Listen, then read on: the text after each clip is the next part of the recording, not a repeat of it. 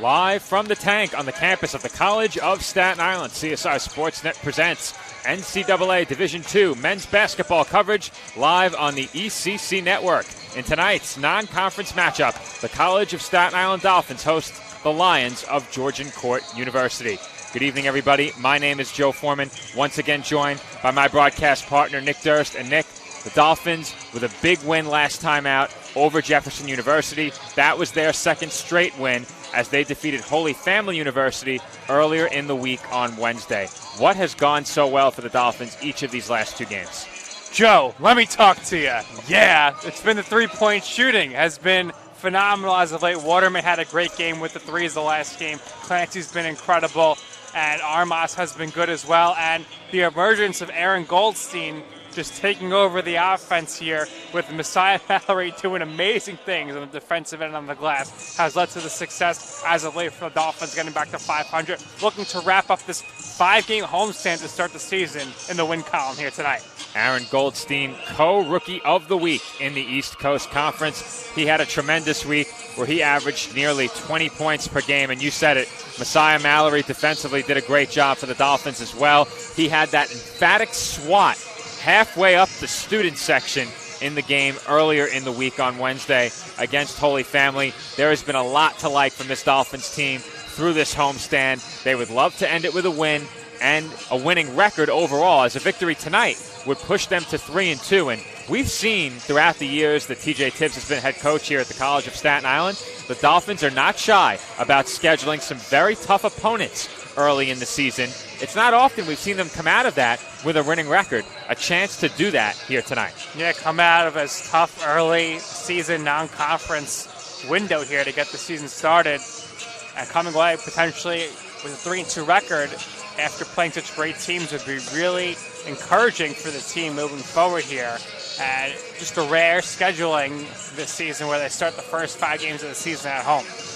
And for the Dolphins so far this season, they've gotten 13.5 points from Aaron Goldstein.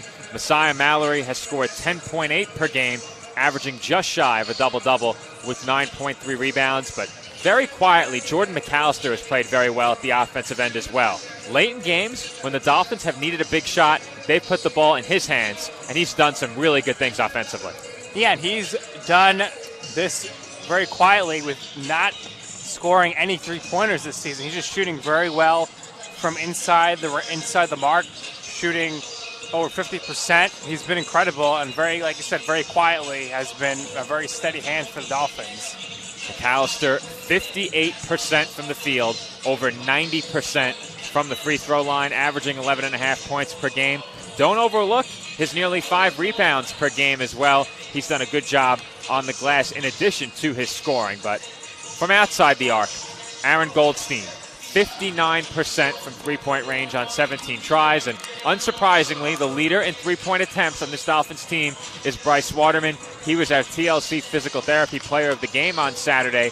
He's already attempted 33 three-pointers, has hit 11 of those. I think we can expect that number to rise just a bit as the season progresses. Yeah, certainly anticipate him coming out here, firing his three-point shots, and hopefully he can raise his average. But he had a great game on his birthday, one of the contributing leaders to the victory in the last time out for the Dolphins. And something that we have to keep an eye on tonight for this Dolphins team, they've gotten off to some slow starts so far this season. We've seen early in games the Dolphins fall behind by 5 points, 7 points, 9 points. If you're CSI, you'd like to get off to a better start tonight. Absolutely, and they need to not really fall behind. They fell behind by 9 points in both of the victories. They fell behind by 9 points early on, and they're going against a team here in Georgian Court who is a little more fresh. They've only played 2 games. They're 1-1 on the season so far, but they did win a big win in their last game against Kutztown, 70-67 3-point victory. And Georgian Court opened their season against the number 1 team in the region, Bentley University, facing Georgian Court in their opener. And the Lions lost that game by 25 points. As you mentioned, they won their last game. So it's really tough to gauge what the Dolphins are going to be up against tonight. Bentley just on another level, though, for most of these We saw programs. them last year. Right. Bentley, a very talented team, a team that is consistently near the top of the regional rankings. But as I was saying, you really don't know what to expect from this Georgian Court team tonight. A very small sample size, only 2 games. The Dolphins have already played 4. They have played 2 teams that are ranked near the top in the region. Those 2 games were their first 2 games of the season. The Dolphins did not win either of those. Jefferson, a team that is highly regarded in the region as well. They're off to a bit of a tough start. The Dolphins knocked off the Rams this past weekend. So if you're the Dolphins here tonight, a chance to perhaps insert yourselves into that conversation among the region's best teams with a win.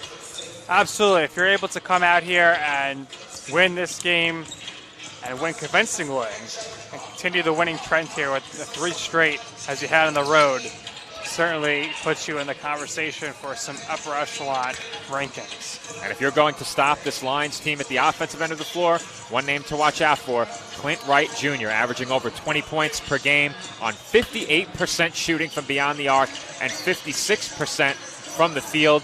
However, the Lions do get scoring from a lot of different places on this team. They have more than one player in double figures. Absolutely, Joe. Khalil Baker also scored a bunch of points this season, 10.5 per game, and he's averaging 17 minutes per game, which is really a great scoring to minutes ratio there.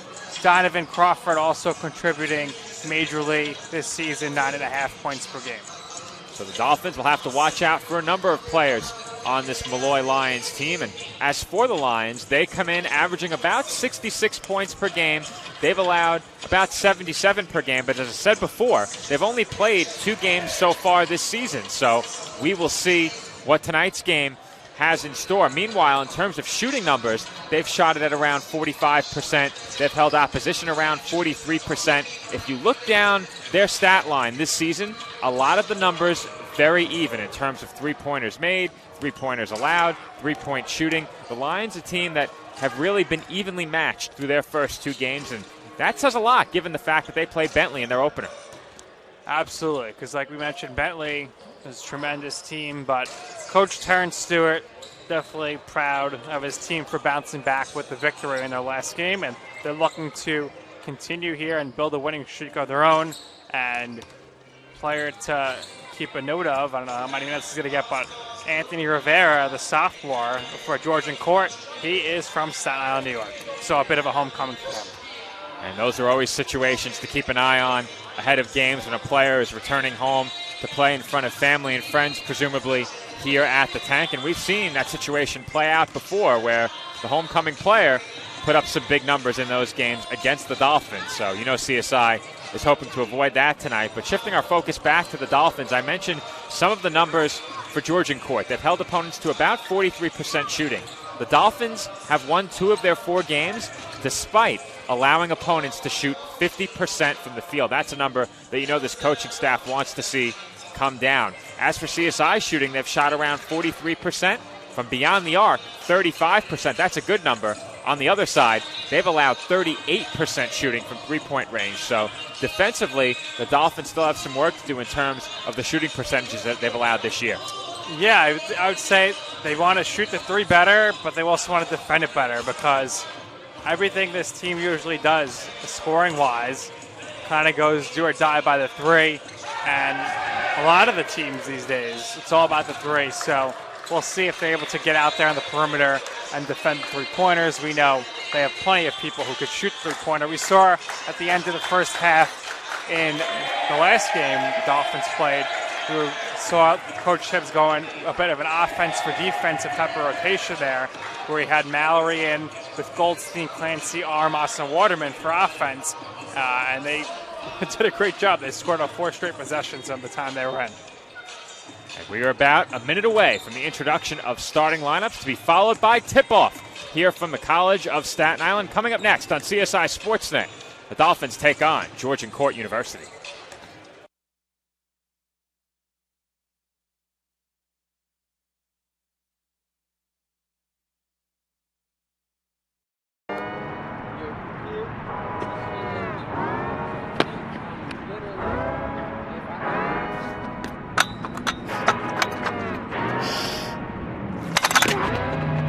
I was the kid who would do surgery on my teddy bear and like have my sister be my patient, and I would wear the stethoscope and the lab coat. I was that kid.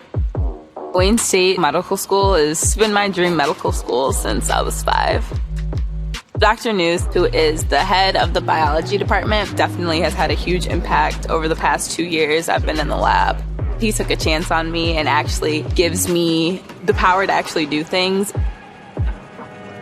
Athletics are important, but so is service, so is research, so is becoming a better person. And we expect you to do well athletically, but don't forget the reason you're here, which is to give back to your community and to get good grades. I've had so many experiences with underprivileged people and just seeing that they want the basic things that people get out of life. And if I can help in any way, that just kind of warms my heart. That's why I want to be a doctor, to serve those who have been dealt a bad hand. It was my sophomore indoor season. It was the first year with our new head coach. And he comes in and he's like, we could be a national contending team if you guys work hard. And I heard him and I was like, well, I want to be a national champion. I want to be an All-American. And I bought in because he bought into our team. And I qualified to go to indoor nationals. It was just because I bought into myself, because someone bought into me. I decided I wanted it, so I went and grabbed it.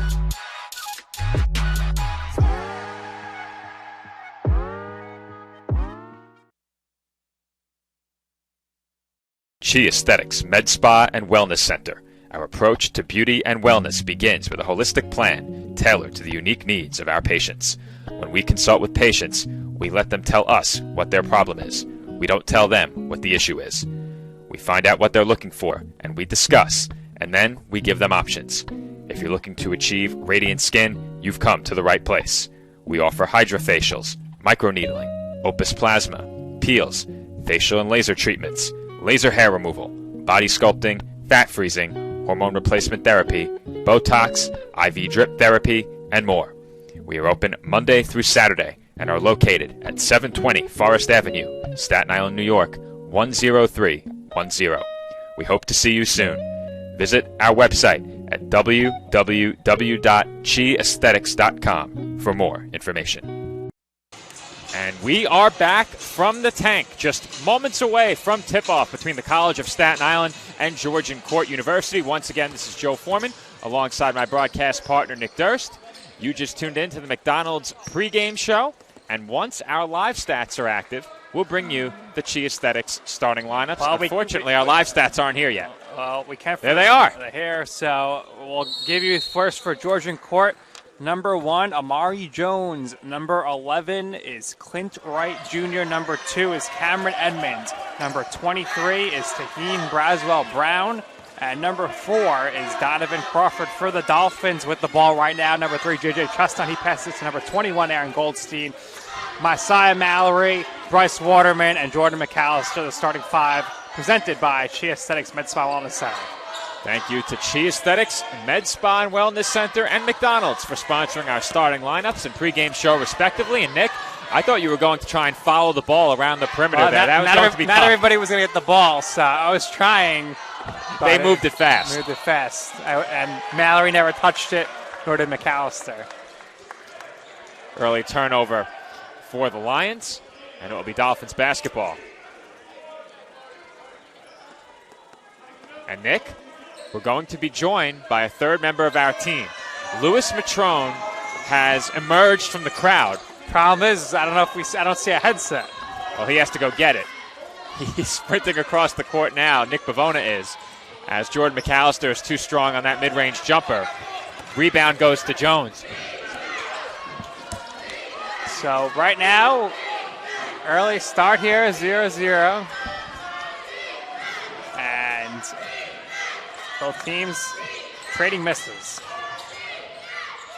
Floater no good. And that will be Dolphins ball following the miss by Braswell Brown. So, Nick, as I mentioned, we're going to be joined by a third member of our team. Nick Bavona makes his way over to the commentary desk. Nick will be calling women's basketball on Sunday, solo, as of now. All right, Nick, welcome to the call. I had to sprint my way over here, Joe, but I'm glad to be on the call with you guys. Sounds like Nick's out of breath. Just a bit. Just a bit. As Chestnut lays it in, and the Dolphins lead it 2-0. It's almost that time for Chestnut in the holiday season to take over. Don't break into song with Nick and I both over here. We might mute your microphone. Nick is right behind the control panel. Now, it doesn't really matter if you guys don't like it. The players love it. They do. And he loves it himself. if JJ wants to sing it in the post game, he's more than welcome. Well, I'll tell you this, Joe. If JJ Chestnut is the TLC player of the game, anytime between now and Christmas, he and I will sing Chestnut Roasting on an open fire together. I promise not to cut the feed. As that shot is rejected by Chestnut. I think he heard you, Nick. Right now, he's roasting right now. Oh, certainly a rejection on that play by Chestnut. 15 on the shot clock. Lions will inbound from the baseline. Jones with the jab step. Thought about the three. Now goes at Mallory. Finds an open man in the corner. That's Crawford who's short. Jones has the rebound. Fake by Jones. To the basket. Mallory stifles him. And he lands out of bounds with the basketball. Mallory's been stifling opponents all season long so far. Strong defensive start so far for the Dolphins. Chestnut up the floor for Mallory. JJ gets it back. Callister right back out to Chestnut. Waterman had it go through his hands, but Bryce is able to keep it in. Mallory knocks it down. Nice turnaround there by Mallory in the mid-range. Dolphins now with 4. How many times, guys, have we seen Mallory pull up that jump shot right in the middle of the paint? Mallory, a threat from the mid-range, a threat from inside, a threat from three, and the Lions commit another turnover. That's their third.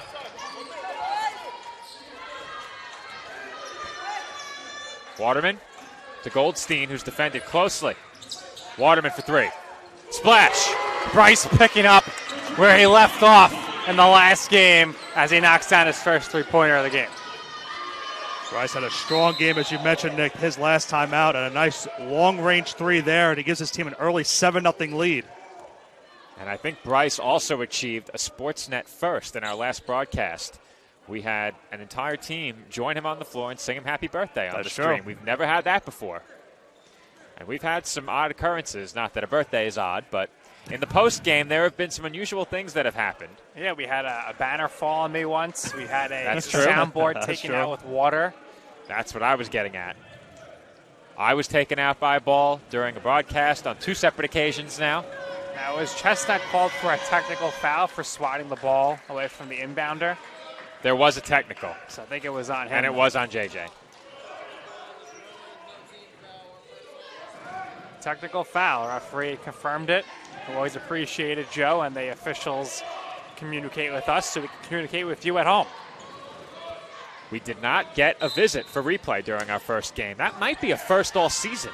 We haven't had many games that have gone start to finish with no replays. Certainly the first game. I know Nick and I did a women's game with No Nonsense Nino, but we didn't have any reviews in that one. And that was the same crew that just did the game we just did, so. Bodies all over the floor, but the Dolphins will come away with possession. Yeah, looking like a war games out there right now. Bodies everywhere. Dolphins defense has certainly been ferocious so far in these first not even 4 minutes. They have forced a couple turnovers already and looking to get a 10-1 lead or maybe 9-1 lead here. Waterman for three. Splash! Swoosh! Swoosh, please! Waterman with another three-pointer.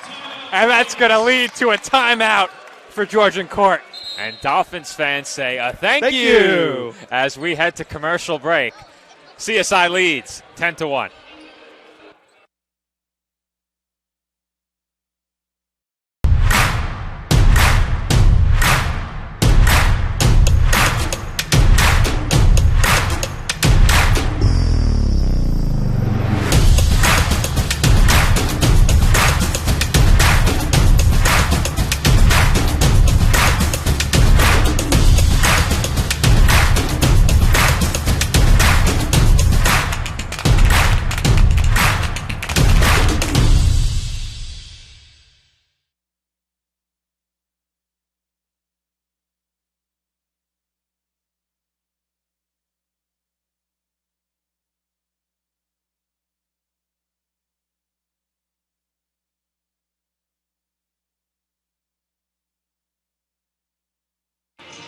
And we are back from the tank where the Dolphins are off to a red-hot start. Nick, I spoke about it during the pregame. Dolphins have gotten off to some slow starts this year. Not so tonight. 10-1 after a few minutes here. Coach Tim's very happy, I'm sure, with the way things are playing out right now, but can't take the foot off the gas. Unlike the Jets, it's got to be all gas, no brakes here if you want to come away with victory on Thanksgiving week. And they look to play a complete 40 minutes tonight. And Nick, we've seen the Dolphins with their outside shooting propelling them in their games this season, specifically this week. If you're the Lions, you don't want to see that. Bryce Waterman knocking down 2 early three-pointers. Yeah, 2 threes from Bryce. Now has 6 points with those 2 threes. Gives his team an early 10-1 lead. And if you're the opposing team, you need to try to get some offense going. Just 1 point so far in the first 4 minutes. They need something. Crawford has it defended closely by Goldstein. He takes it on the wing. Edmonds working against Chestnut, and his backhand layup won't go. Dolphins will look to push. JJ out to Aaron Goldstein, the East Coast Conference co-rookie of the week. And we've seen Goldstein these last couple of weeks, guys, has been shooting lights out for CSI. Feed inside to Mallory, and that's certainly a foul. Goldstein going to try to break Messiah Mallory's 5-time ECC Rookie of the Week record from 2 years ago. Off to a great start 2 weeks into the season as his first award. Chestnut, I believe, had 3 or 4 times. He won that award last year as well. Those awards tracked on the player bio pages over at CSIDolphins.com. And if you checked out the Dolphin Pod season preview, we did ask the players which rookie could win Rookie of the Year. And Aaron Goldstein was a popular pick to finish your thought. Yep, as Chestnut scores again. A strong finish right there from Chestnut. Had to use the one hand on that layup. An early 11-point lead. And the layup is good in transition by Taheen Braswell-Brown. First basket of the game for Georgian court. And we've spoken about J.J. Chestnut at length this season. He can do all different things, whether or not he's scoring for this Dolphins team. Facilitator, rebounder, and speaking of versatility, how about Messiah Mallory? Another pull-up jumper for Messiah Mallory right there as a foul is called on the court. And we're going to see now a wave of subs coming in for the Lions. Down 11 points, only 5 minutes into this game. It's been a strong start, guys, overall for CSI's offense. And I think head coach of the Lions, Terrence Stewart, didn't like what he was seeing from his team, so he brings in a new group of 5. Under 5 minutes into this first half. And it looks like there was a player who did not check in quickly enough. And we'll see exactly what's going on here. Might have been a uniform issue. I was going to say maybe a jersey issue that has to be taken care of, so different sub for the Lions. It's going to be Donovan Crawford staying into the game. Jason Johnson. He had an undershirt on or something. He had one of those padded undershirts, and the officials said no to that.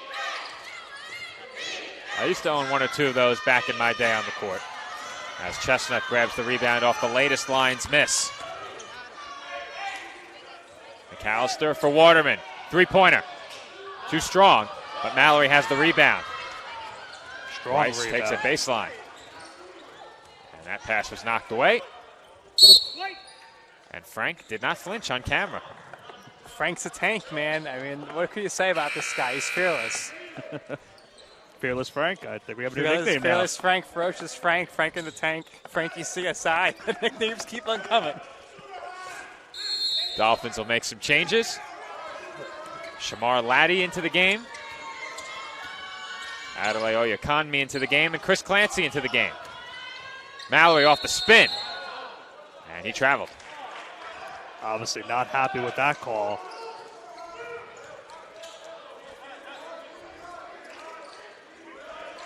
I spoke about it during the pregame. After mentioning the slow starts for the Dolphins, they've allowed opponents to shoot quite a high percentage this year, over 50 from the field. But so far in this game, they've held the Lions to 1 of 8. As that's going to be a foul against the Dolphins. It's going to go against Laddie.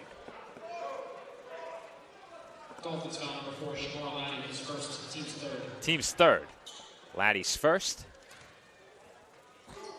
And Hassan Jackson will head to the line.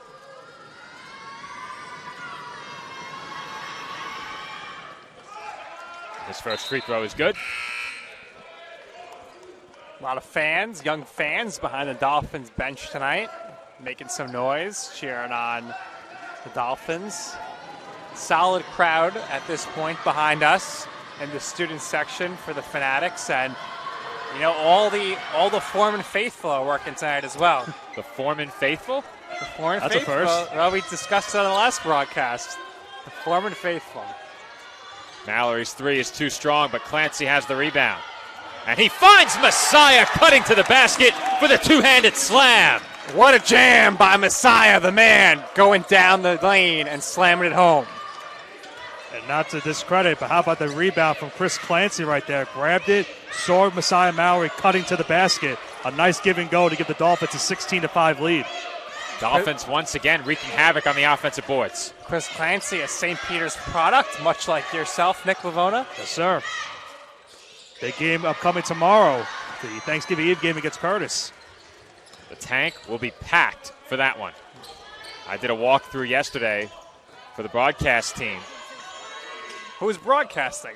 Well, nobody cares. If it's not us, we know it'll care. Nobody Cares Sports is broadcasting the game tomorrow as Waterman knocks down another three. Waterman, I think he wants to try to go for the rare back-to-back TLC player of the game. Well, I will say Waterman does not care about anyone having a hand in his face with another three-pointer right there. Unfazed by contests as that shot is banked in by Harper. Right now, Waterman showing why he's big brother on this team, and he is taking the lead on scoring. Laddie, splash. Laddie gets a little space there, and he splashes it in. He doesn't want to be left out of the three-point party. Dolphins lead it by 15. As that shot won't go off the backdoor cut by Rivera. The ball's still loose. And Oyakonmi brings it in. Clancy wanted it in the corner. He gets it now. This is Laddie for Oyakonmi. Hand off to Waterman for three. No good. A little bit of a heat check right there, guys. Crowd was ready to erupt on that one.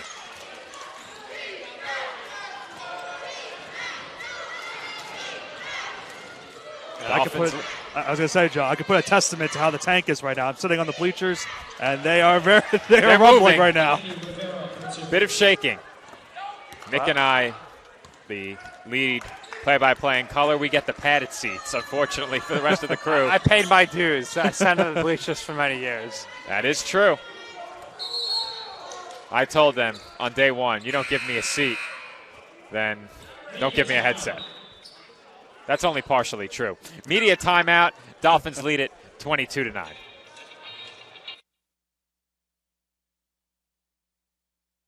Chi Aesthetics Med Spa and Wellness Center. Our approach to beauty and wellness begins with a holistic plan tailored to the unique needs of our patients. When we consult with patients, we let them tell us what their problem is. We don't tell them what the issue is. We find out what they're looking for, and we discuss, and then we give them options. If you're looking to achieve radiant skin, you've come to the right place. We offer hydrofacials, microneedling, Opus Plasma, peels, facial and laser treatments, laser hair removal, body sculpting, fat freezing, hormone replacement therapy, Botox, IV drip therapy, and more. We are open Monday through Saturday and are located at 720 Forest Avenue, Staten Island, New York, 10310. We hope to see you soon. Visit our website at www.chiaesthetics.com for more information. And we're back from the College of Staten Island where the Dolphins lead it 22-9. Joe Foreman rejoining you alongside a pair of Knicks. Nick Durst, my broadcast partner from Game 1, and Nick Bavona making his way over from the stats desk as Louis Matrone arrives on site just ahead of tip-off in Game 2. Yeah. He came from one job straight to another. Lewis got here just in the nick of time, which allowed Nick to join us over here for the Joe and Nick and Night broadcast. The Nick and Night broadcast. Okay, I like that. That brings back some fond Definitely memories. brings back some memories. Dolphins' lead is 13 points. The Lions trying to slow the CSI momentum. The Dolphins in the midst of a 5-0 run.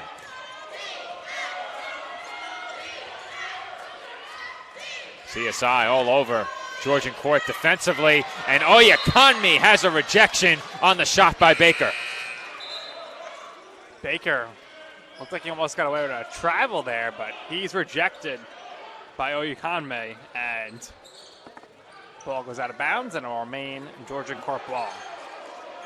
I think you gotta like what the Dolphins have done so far, guys. Good three-point shooting, a couple of big offensive rebounds, another rejection right there.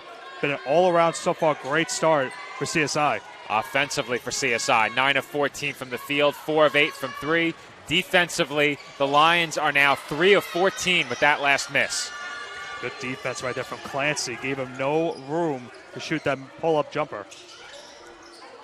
Blake Wilson into the game for the Dolphins, along with the Oyakanmi brothers, Shamar Laddie and Chris Clancy.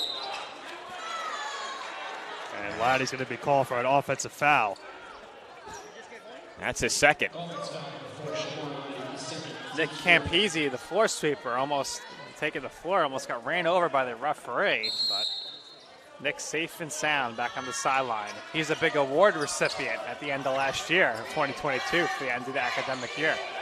2023, rather. I believe he won our sportsmanship award, if I remember correctly. But Nick, not an easy man to run over. He's a catcher, 6'3". You're not going to run him over easily. Nope. As that layup is good. Tough shot by Amari Jones and some traffic. But so far for the Lions, they've had a lot of contested shots. Some have gone in for them. Some of them have not. It's been a testament so far for this Dolphins defense. Oyakanmi. Look to drive. Picks up his dribble and kicks out for Clancy. 10 to shoot. Clancy. Drop off inside for Oyakanmi, and he lost it. That's a Dolphins turnover. That was an insane pass, though, to get it to Oyakanmi right there. Had to go in between the legs just to get it to him. But he lost the ball in the transition. Turnover for CSI. Oyakanmi to the bench after that turnover.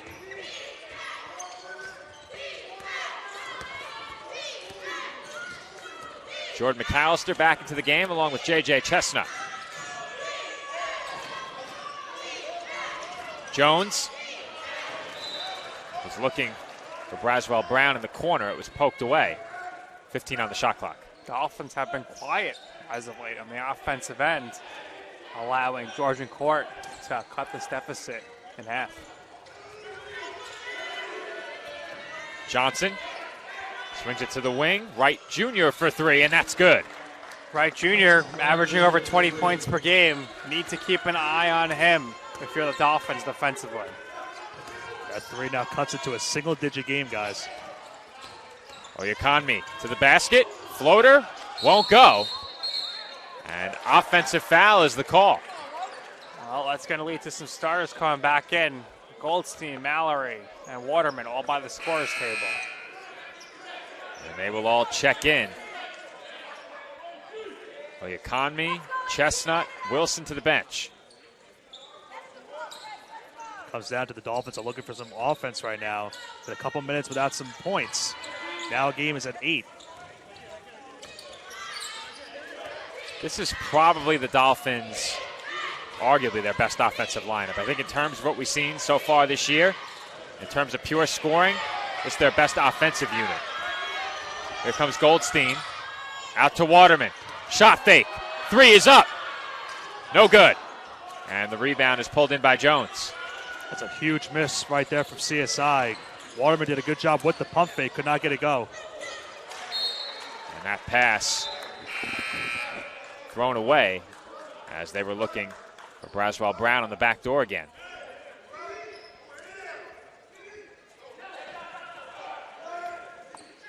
Just under 9 minutes to go, first half.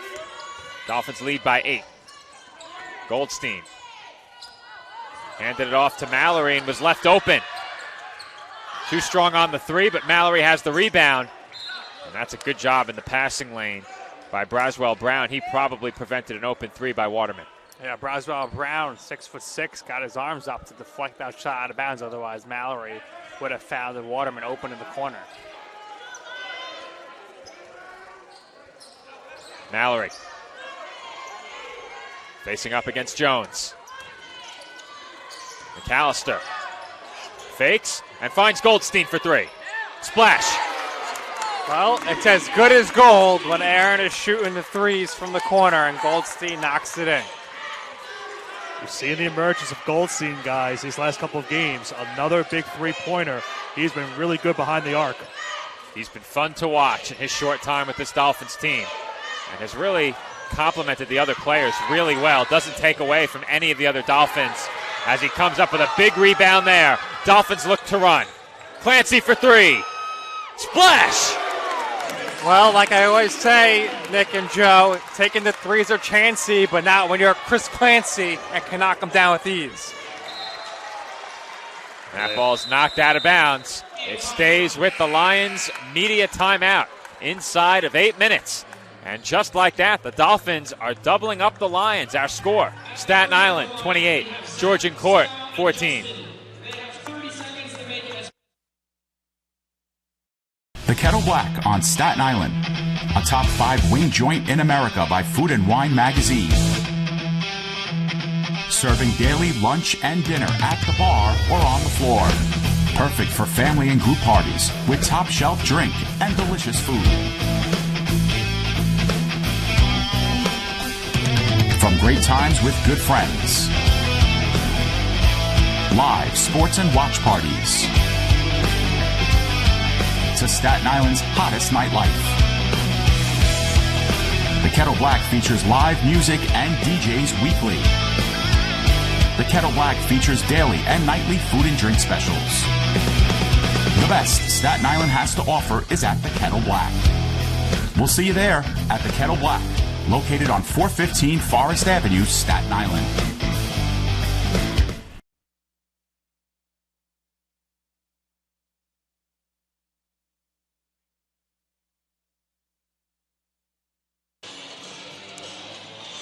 And we are back here at the Tank, 28-14.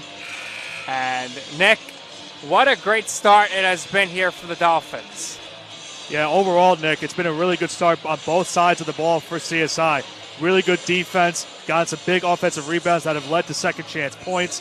Three-point shooting has been good for them as well. We've seen Clancy make a big three in that last possession. Waterman's made a couple as well. It's Dolphins now with a 28-14 lead, 7:48 to go in this first half. Georgian Court to inbound, and the shot attempt is up and off the mark. Ball still loose, and Goldstein's going to come down with the rebound. Waterman over to Clancy. Clancy driving to the basket, kicks it to the corner to Goldstein. Waterman now for three, off the mark. Rebounded by Georgian Court and knocked out of bounds. And it will be knocked out of bounds by Mallory there, Joe. Danny the Dolphin making his first appearance of the night on our stream. He's got to get off the court. Yeah, he's a little close. He's on the court here. The referee is saying, Danny, go swim away. Danny got a little too close to the action there. Danny's really close. And the Dolphins... Danny's fin was over the center court line. He was setting a screen. That's a backcourt fin violation. He was trying to sub in, guys. He's on the wrong side of the court. Good point. As that three-pointer too strong at the buzzer by Clint Wright Jr. Goldstein with the spin. His pull-up is good. Aaron Goldstein with a tough shot off the spin. Ooh la la, Goldstein with the spin and drops it in. Another great shot from Goldstein, who has been very good so far in this first half for the Dolphins on both sides. Could not have asked for a better start. CSI leading by 16. And Wright Jr. knocks down a big shot. And head coach TJ Tibbs didn't like it. That prompts a CSI timeout with 6:27 to go in the first half. We'll be right back.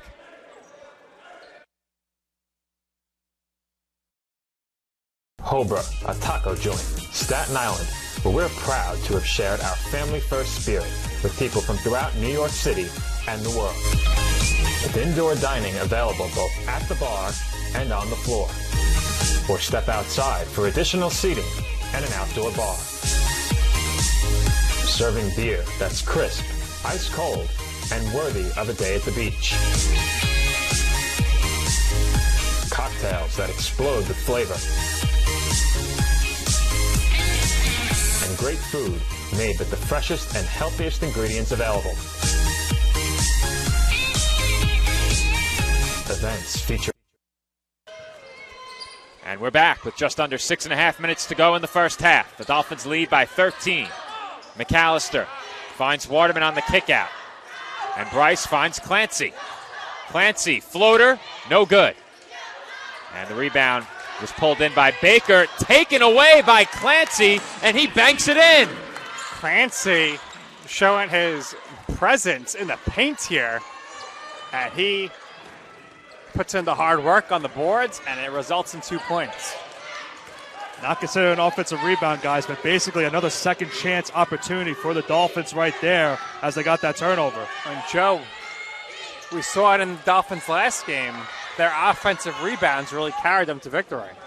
They certainly helped as Clancy buries the three, and the Dolphins lead it by 18 points. Well, the Dolphins, like I said in the pregame, guys, they do or die by the three. When the three is going, so do they, and you can see it right now in the score, 35 points, 7 3-pointers.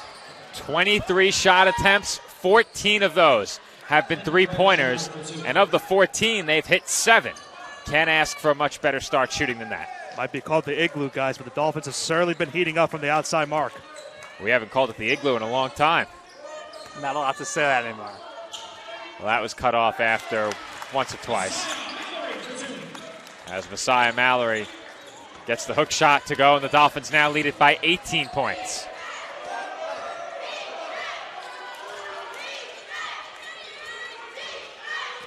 $18 on the shot clock for the Lions. Wright Jr. has 9. No other Lion has more than 2 points. And Waterman stripped it away from Edmonds and was fouled. Tripped up there by Braswell Brown. Only the third team foul for Georgian court. Luis Armas checking in for the first time this game. Chestnut also checking back in. Goldstein and Clancy to the bench. 4:36 to go in the first half as they attend to a wet spot on the floor. I think Waterman just said to the official, keep an eye out. They keep grabbing my jersey. So we'll keep an eye on that. Some of the things you pick up courtside. Right near the action. McAllister, Chestnut, Mallory, Armas, and Waterman, the 5 for the Dolphins. And McAllister can't get the turnaround to go. Crawford directing traffic. Gives it up to Braswell Brown. This is Jones. Check that. Baker. Baker lost his dribble. Mallory nearly poked it away. And Baker can't get the bank shot to go down. Tries again and was fouled. Baker, 6'6", and very muscular, to say the least, taking up a lot of space down low. That's going to lead to another media timeout, guys, as after the media, we'll have 2 free throws coming up for the Lions. Final media timeout of the first half. Dolphins leading 37-19.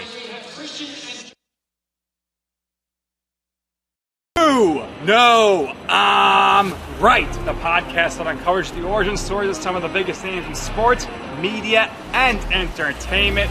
Nick Durst here along with Joe Calabrese. Here we are, 200 episodes later, about 150 episodes with guests, our friends, soon to be your friends. Well, it's pretty clear, Joe, that it's all about You Know I'm Right, the podcast. That's my You Know I'm Right moment.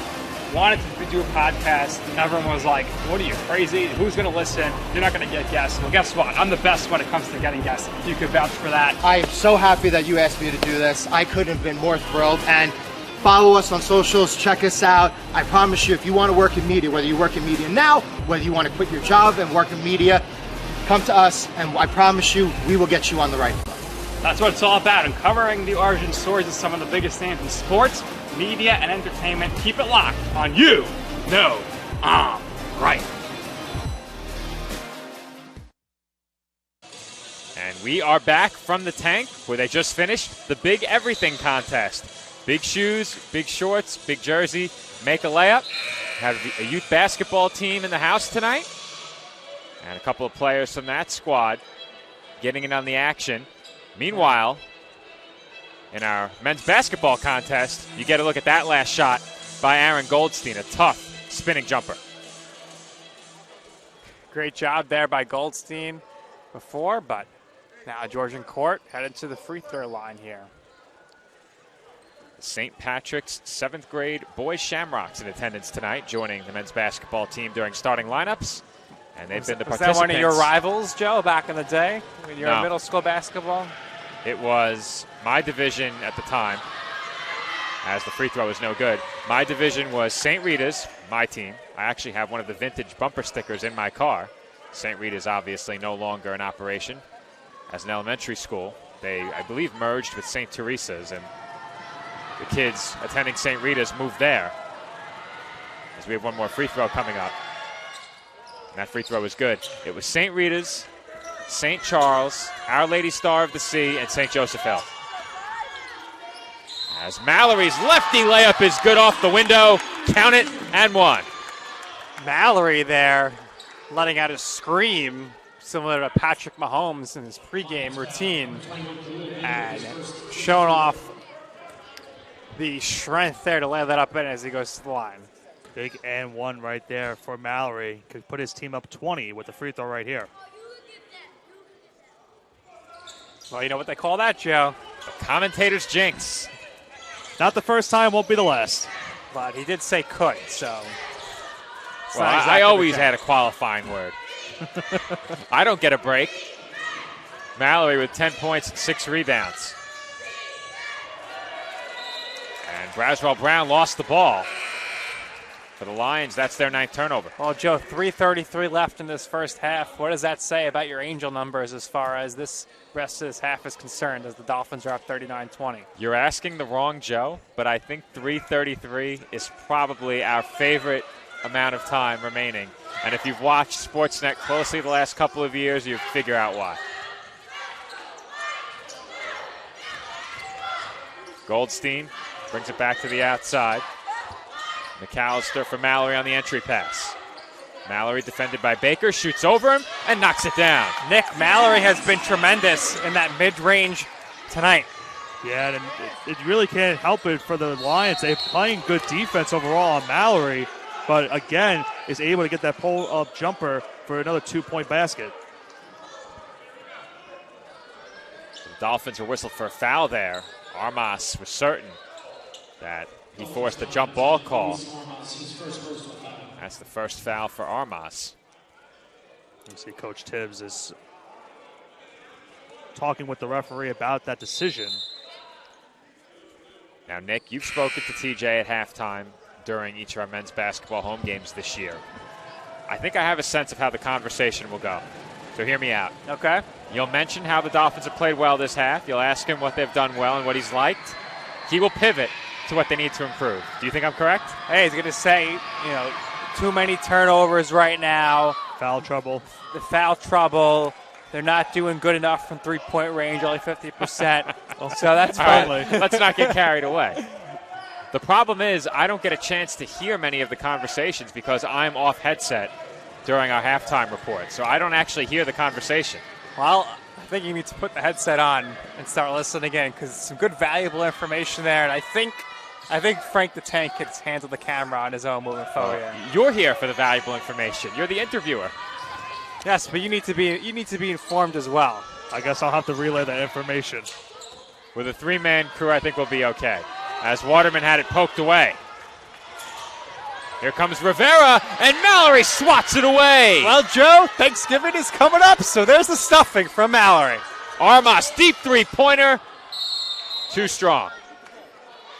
we have a foul on the Lions. I think it was on the Lions. A correction, they're going to call it on CSI. Well, if there was a foul, the Lions would be at the line. I think the ball just landed Hit the shot clock. off the shot clock. Okay. Yep. It looked like at first maybe there was going to be a foul on the Lions because Mallory was going up for the rebound. And that bounce pass gets through everyone. And the Lions are now at double-digit turnovers. Well, Joe, I think we're going into this Coach Tibbs interview. Maybe I should say, Coach, going into the halftime with the lead, but definitely room for improvement, right? Let's see what he says. So what do you think? I don't know if he'll know what to say then. He might be speechless, honestly. I'll ask him. That should be fun. Definitely. I know stay tuned for TJ that. listens back. McAllister wanted Mallory on the quick pass, but was a bit too high. 2:16 to go in the half. Dolphins' lead is 19 points. And defensively, I think this has to be the best half the Dolphins have played this season. Absolutely. Held in their opponent to only 22 points at this rate. They forced 10 turnovers, 7 of 24 shooting for the Lions. Only 2 3-pointers made. Big hop step by Jones. Can't get the layup to go. He'll try again, and he banks it in through contact and one. Great job by Jones there to get his own offensive rebound and get the bucket. And I think, guys, for the Lions, if they can at least make this potentially a 10-point game before half, then they'll have some life going into that second half, as they'll need a big free throw right here. And I think something that will help the Lions moving forward in this game is they make a bid for a comeback. They've been playing very quickly. And I think, in a way, that may hurt them a little bit, considering the turnovers. But if they can correct the turnover issues and play with this kind of pace, there's still plenty of possessions left for them in this game. And to piggyback off of that, because of the deficit that they have, that's why they've been trying to go quick. Armas off the handoff from Mallory finds Goldstein. Mallory working against Jones. Finds a cutting McAllister, and he lays it up and in. McAllister's first points of the game. Nice pass there. Mallory had a tough one up there, going up in the air, saw it behind his back. McAllister cutting to the basket. Dolphins back in front by 18, 90 seconds to go in the half. And traveling is the call. Another turnover for Georgian court. They now have 11. The CSI defense has been swarming throughout the half, and the Lions just haven't had an answer. Goldstein on the drive. Finds McAllister, and he puts it up and in. Back-to-back possessions with McAllister getting a great pass and translating into points. Another great find for CSI. They now extend their lead to 20 with a minute to go. Hesitation by Santiago. Another block for Mallory. And Mallory, around the rim in this game, has been an impenetrable force.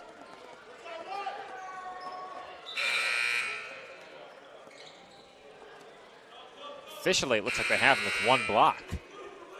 I have him unofficially I think at 3. at 3, yeah. We'll have to maybe call in the staff fixer-upper. Call in the fixer? Should I have stayed at the other side of the desk, guys? Perhaps. We were praising his name earlier, but I don't know. They have the second block now. Okay.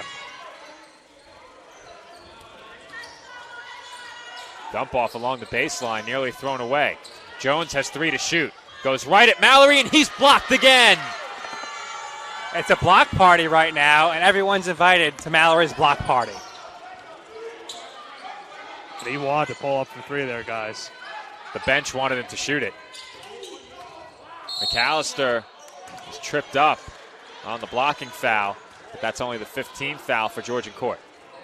That's going to bring in Goldstein now off the bench. Danny the Dolphin is back on the court. But now he's onto the sideline. Danny wisely waited a few extra moments this time. Dolphins also bring in Luis Armas as Danny's high-fiving some of our young fans here at the tank. Young fans love themselves some Danny the Dolphin. Though Danny has his back to the action right now. That's not a good place to be. No, it's not. Danny's on the sideline dancing. You can see him on your screen. This is Armas. 12 to shoot now. Dolphins will be dancing to get another made bucket before the half. Spin move by Goldstein, but he can't finish the layup.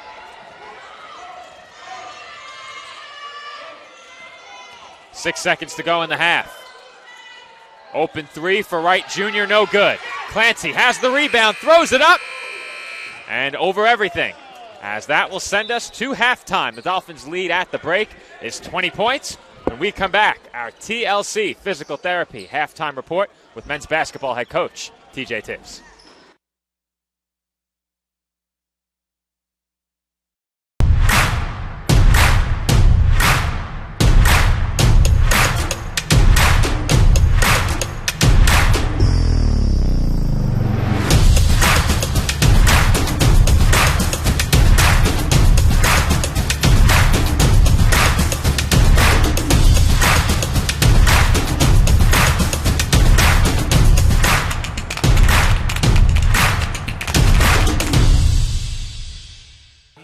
Back here at the tank for the TLC halftime interview. Dolphins up right now 45-25, joined by Coach Tibbs, Coach Messiah Mallory. Tremendous right now with the blocks. A lot of points in the mid-range as well. And it seems like when Bryce Waterman gets hot and Chris Clancy get hot from three-point range, it's really hard to cool them down. Yeah, I mean, we got fortunate. We started off the game hitting up some shots, and the ball was moving, the ball was touching the paint. Size doing his thing inside. We're playing good team basketball right now, and it's just basketball. When things are going well for you, everything starts to go a little better. Now I'm a little upset about how we're playing defensively.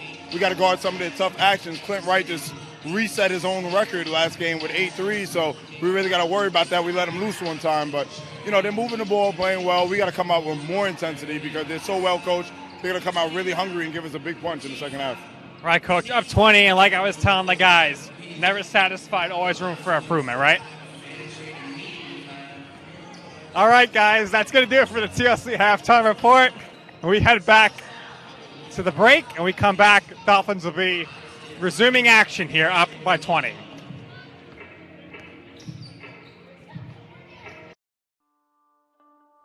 Basketball has a special place in my heart because of the experiences it has given me and the purpose I have found along the way.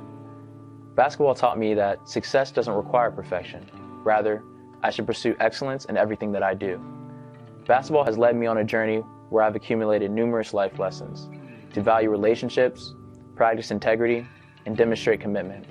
I've learned to welcome mistakes and not only accept adversity, but embrace it. It has the unique effect of eliciting talents in someone which would have otherwise lain dormant. It is something that builds character, an element that is essential to a player's growth and development. You sometimes wonder if all the mornings and late nights are really worth it. Then you look to your left and right, and you see your teammates beside you, and you know you're not alone. And it's comforting. When you're part of a team, there's a special joy in playing for something bigger than yourself. Basketball taught me how to embrace a community. Like music, it brings people together. When you make contributions to your team, your program, it's a rewarding feeling knowing the impact you have on the larger community when you observe how much it inspires the people around you.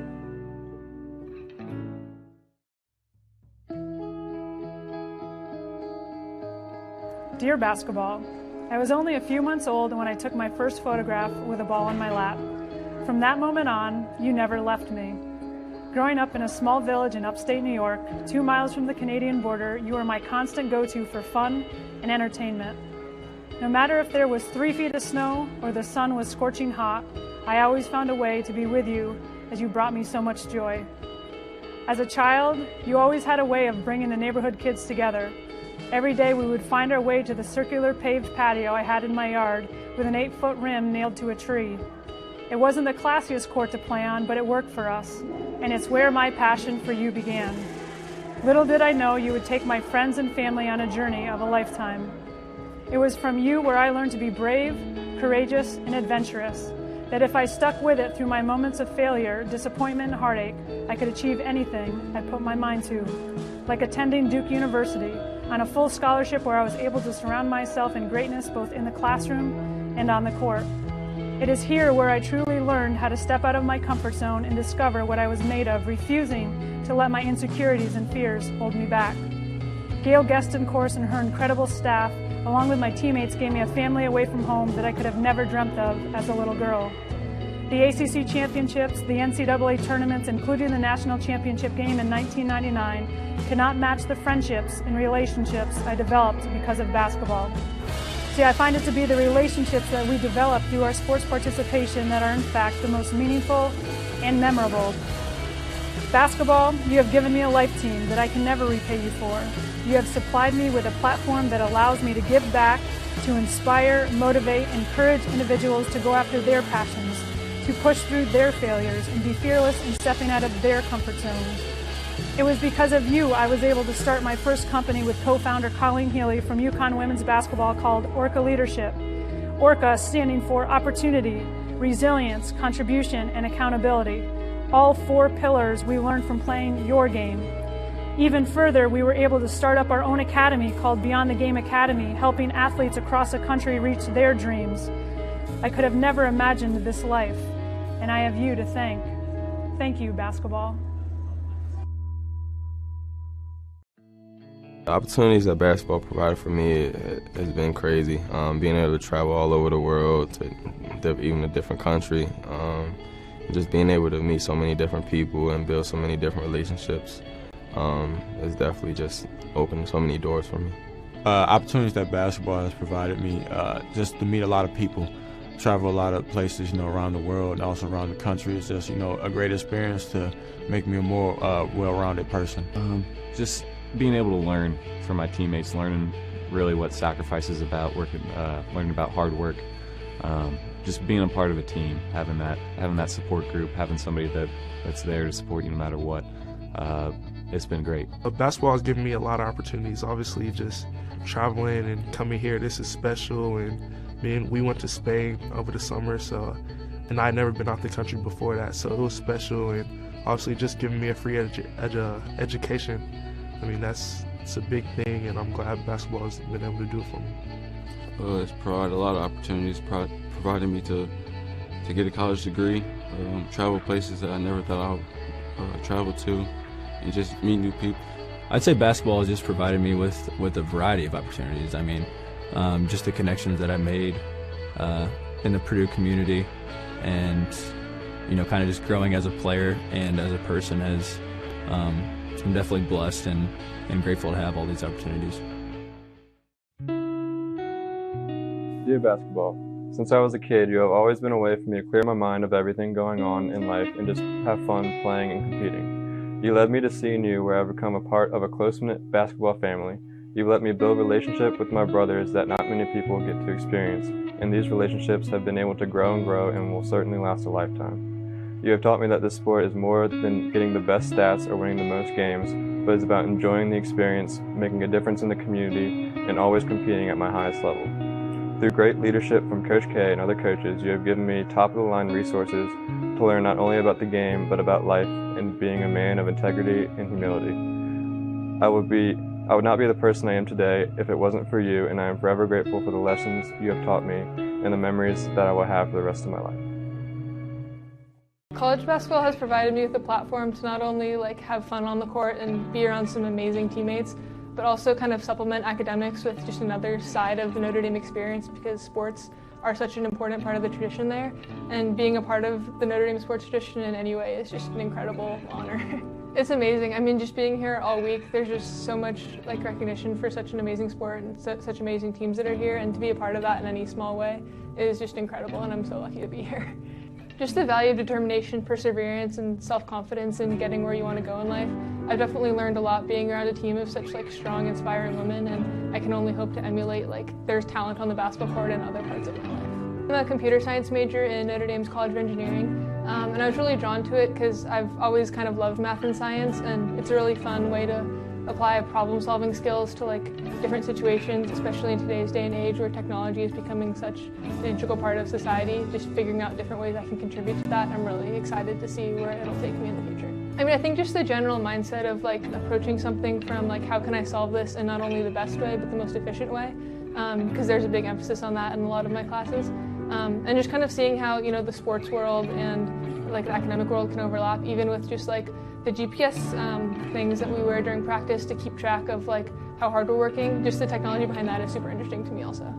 When I first came to campus, I was hoping to get involved in the women's basketball program in some way, and I applied to be a manager, and I thought that would be an awesome opportunity, super excited. And then I got an email about walk-on tryouts. I'm like, oh, this would be a great way to go meet other girls, to play pickup with. I had no idea it would lead to any of this, trust me, but I'm so glad it has. And after that, that's how I met some of the women's basketball people and how I got connected to be a team manager for the program. So I started doing that first semester of my freshman year, and then, as you probably know the story, last year with the 4 ACL tears, they just needed another practice player kind of thing.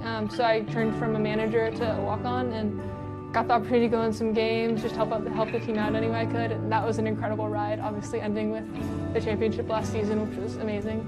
And then same thing this year, kind of just some injuries happened and they needed someone to step up. So I mean, I'm here to be whatever they need me to be, and I'm so blessed to be part of this program in any way. Kind of going between the manager and walk-on role, I mean, it is a different type of thing I'm doing, but it's still being around the same girls every day and just being around the team. And for me, that was such a valuable thing. And again, I guess my passion for basketball and how much I just love the sport kind of made that seem easy. Not really something I thought about a ton, just because every day it wasn't about what I could do. It was just about kind of getting out and playing the game I love every day and just being around it in any way. Basketball has given me everything in my life. It's given me a chance to get a college education.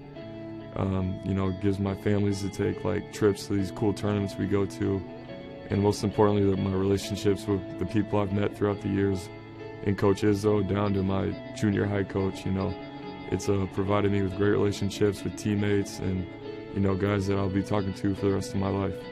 Basketball has provided me with just obviously the education portion of it is huge, and also just the relationships I was able to build with my teammates, guys on different teams that go to my school, like the football team and the soccer team. There's also just the relationships that I'm able to build outside of, athletics, and I believe that's huge, just being able to go and meet new people, especially at a big university like Ohio State, and just kind of get your network around and just see the way different people think and react to things. I'd say basketball provided me with, the opportunity just to be around good people and meet people that can help me in life and give me a free education and be able to somewhat set myself up for a better life. It has offered me the opportunity to go to college, to leave my hometown, travel the world, build outstanding relationships and friendships. I'm forever grateful and a lot of gratitude to the game of basketball and to God for putting the basketball in my hands. So basketball has really blessed me a lot.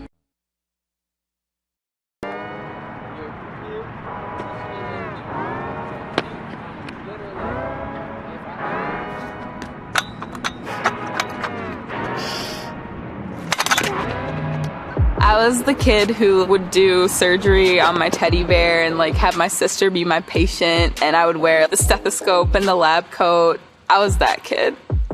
Wayne State Medical School has been my dream medical school since I was 5. Dr. News, who is the head of the biology department, definitely has had a huge impact over the past 2 years I've been in the lab. He took a chance on me and actually gives me the power to actually do things. Athletics are important, but so is service, so is research, so is becoming a better person. And we expect you to do well athletically, but don't forget the reason you're here, which is to give back to your community and to get good grades. I've had so many experiences with underprivileged people and just seeing that they want the basic things that people get out of life. And if I can help in any way, that just kind of warms my heart. That's why I want to be a doctor, to serve those who have been dealt a bad hand.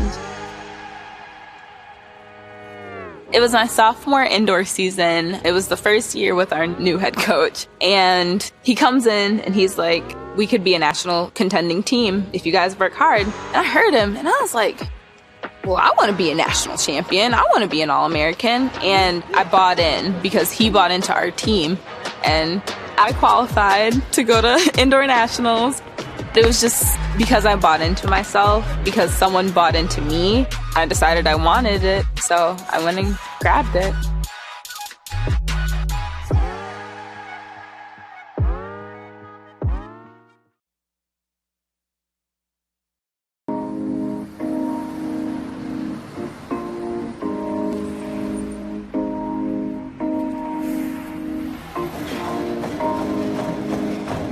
My dad was a soccer coach and bought this little book bag.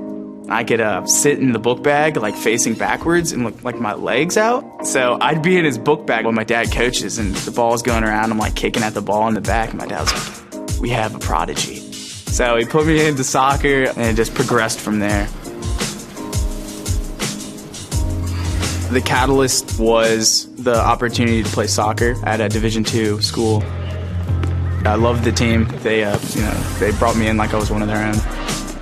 The professors help out so much. They actually care about developing me, not only so I just memorize the material and able to take a test, but am I able to apply the information. I don't feel nervous asking them, hey, I'm not going to be in class, can you send me something? And they're completely fine with it and they understand, which is the best part. On my team, I thrive to work as hard as I can. I mean, whatever you do on the field, there's a positive correlation to whatever else you do.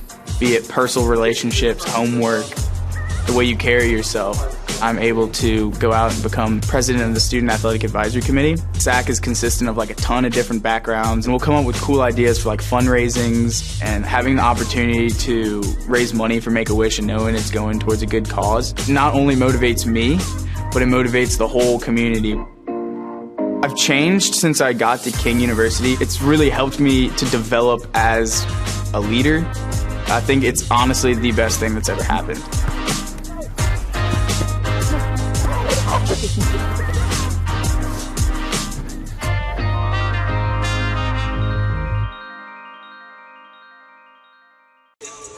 And we are back from the tank where we ended our TLC Physical Therapy halftime report on a bit of a cliffhanger.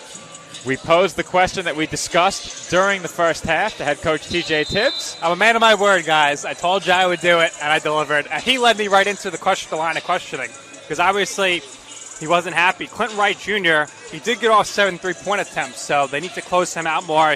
We know he can get going at any time, averaging over 20 points per game.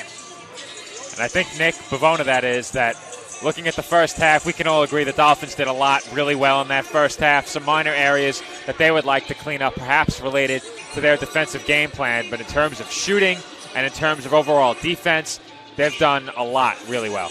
And you look at the Dolphins' numbers at halftime, 61% shooting from the field, 46 from three-point arc, and overall they've done a really good job on both sides of the court. And, Joe, I know you love the plus-minus stat.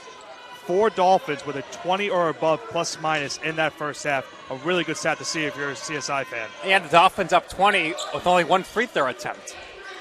Dolphins not a team that has gotten to the line much in the last couple of seasons. They haven't needed it today. There goes Danny again. He's getting to the line, the baseline. Pull-up jump shot in heavy traffic, no good by Crawford. Outlet pass to Goldstein. He takes it to the basket and can't finish. A lot of contact there, but no foul called on Clint Wright Jr. Good defense by Wright Jr. Not to get whistled for a foul in that spot. Tough spot for a defender, one-on-one in transition.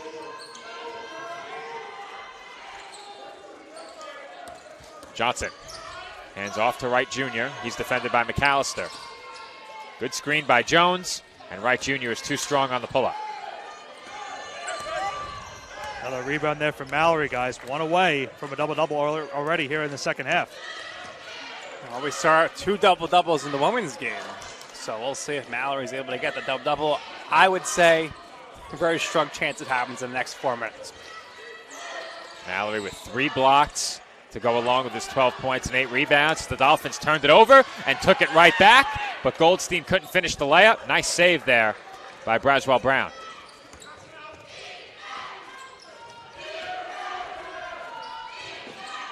Jones, left hand, and he finished.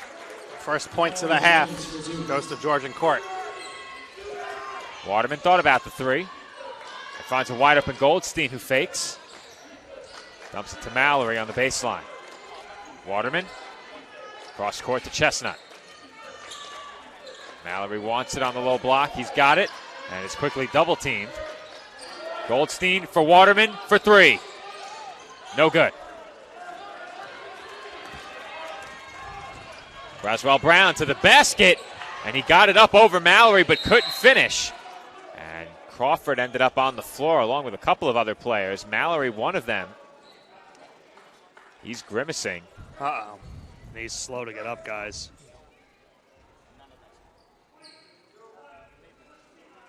Looks like right leg, perhaps. I saw him just grab it.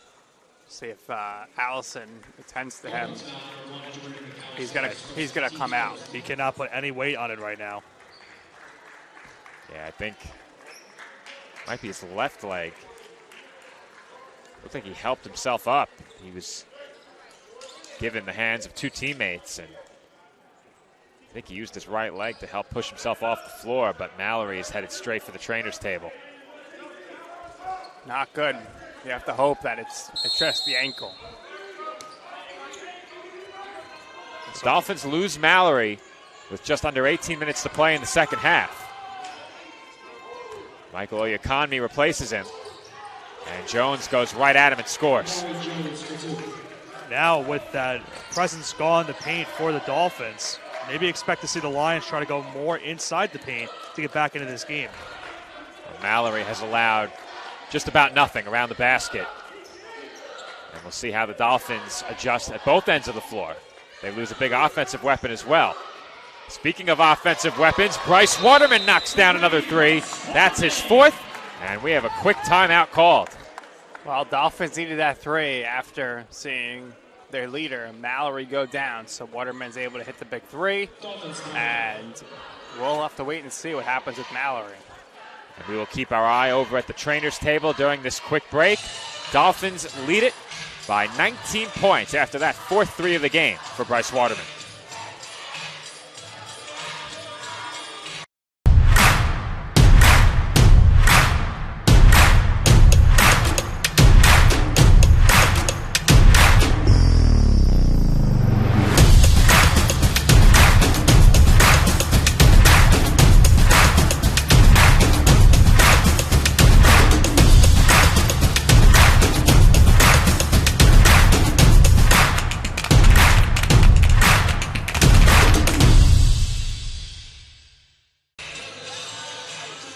We are back from the College of Staten Island, where Messiah Mallory was helped off the floor just moments ago.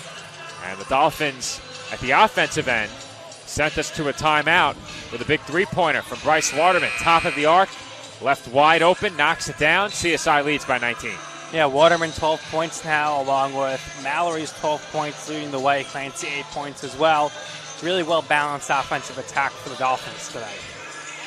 Mallory, when he left the floor, was just one rebound shy of a double-double. Had 3 blocks to go along with those 12 points. And the Dolphins will have to make up for his absence, both at the offensive end and the defensive end of the floor. I think defense is going to be really hard to replace with the way he was playing. 3 blocks, 2 steals, the 9 rebounds.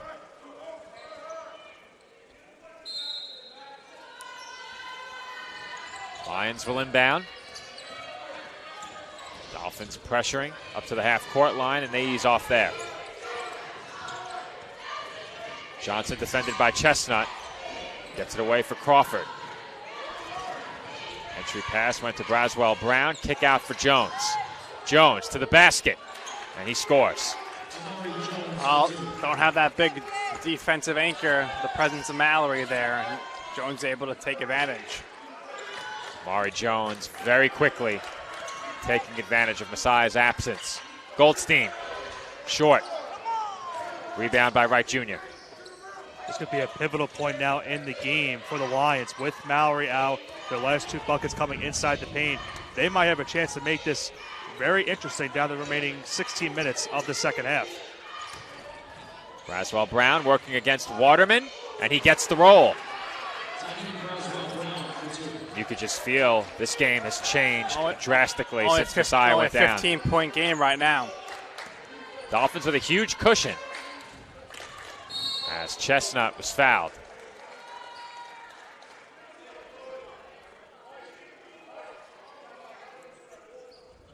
There's one thing that both of these teams will look to avoid. It's foul trouble. Don't want to do the Lions any favors if you're the Dolphins, and right now, without Messiah Mallory in the game, the Lions certainly don't want CSI in the bonus early.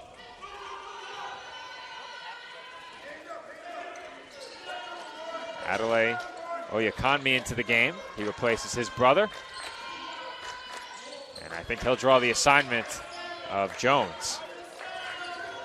McAllister, fade away. Count it! And one. Tough bucket right there from McAllister with that pull-up jumper to get the and one as well. Got a nice friendly roll and a much-needed basket for the Dolphins. And when the Dolphins have needed big baskets late in games, they've gone to McAllister, as I mentioned earlier, and they're going to need some more offense from him now. He has 4 points, and we have a media timeout. 15:55 to go in the second half. Dolphins lead by 17. Chi Aesthetics Med Spa and Wellness Center. Our approach to beauty and wellness begins with a holistic plan tailored to the unique needs of our patients. When we consult with patients, we let them tell us what their problem is. We don't tell them what the issue is. We find out what they're looking for, and we discuss, and then we give them options. If you're looking to achieve radiant skin, you've come to the right place.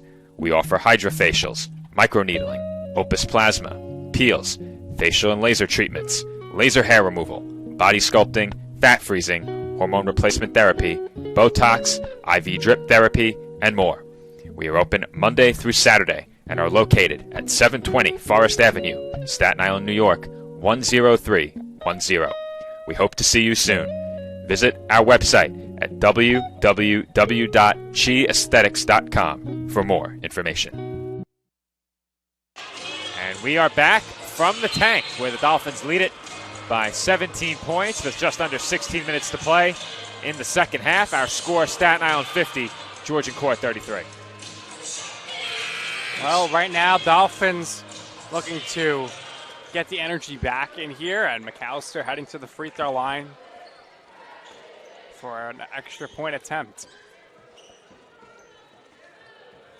It was a much-needed basket that they got from McAllister as the Lions were starting to cut into their deficit, but with that big two and now a chance for an and one, CSI could really use a free throw here. And I think that's something that has stood out, especially this week, late in games. The Dolphins' clutch shooting has been really impressive. And when they've needed big baskets, they've been able to get those, particularly from McAllister and Waterman. Also, Mallory hit a huge three the other day against Jefferson.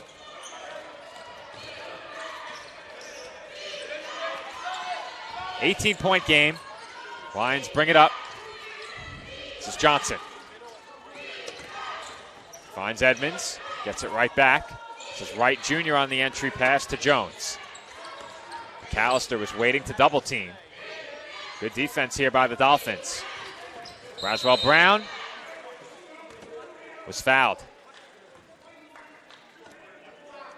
Foul late in the shot clock committed by the Dolphins.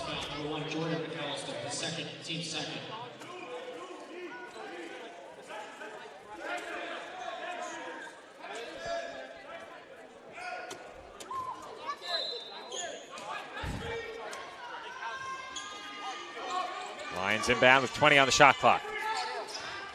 Johnson inside for Jones, and it's off his hands, out of bounds. Dolphins looking now to get this back to a 20-point lead or perhaps more. The Lions, another careless turnover. We saw a lot of those in the first half for them. Now one here, 5 minutes into the second half.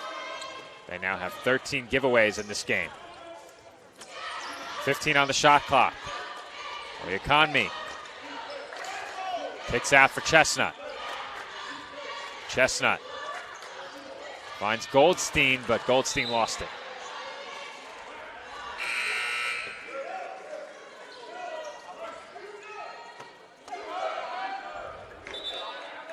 That's 11 turnovers for the Dolphins now.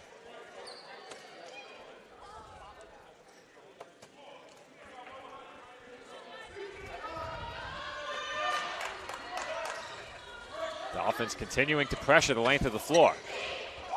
Lions look to take advantage, but that pass was tipped by Oyekanmi. Good stop there by Oyekanmi to prevent the fast break. Wright Jr. thought about the three. Kicks out. Jackson with the feed inside to Baker. And Baker gets it to go through contact and one. Lions definitely needed that one. Big and one for Baker. Going once again to the free throw line. Trying to make this a 15-point game.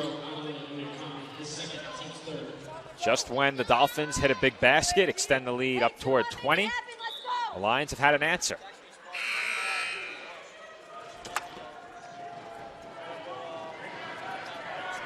One free throw for Baker.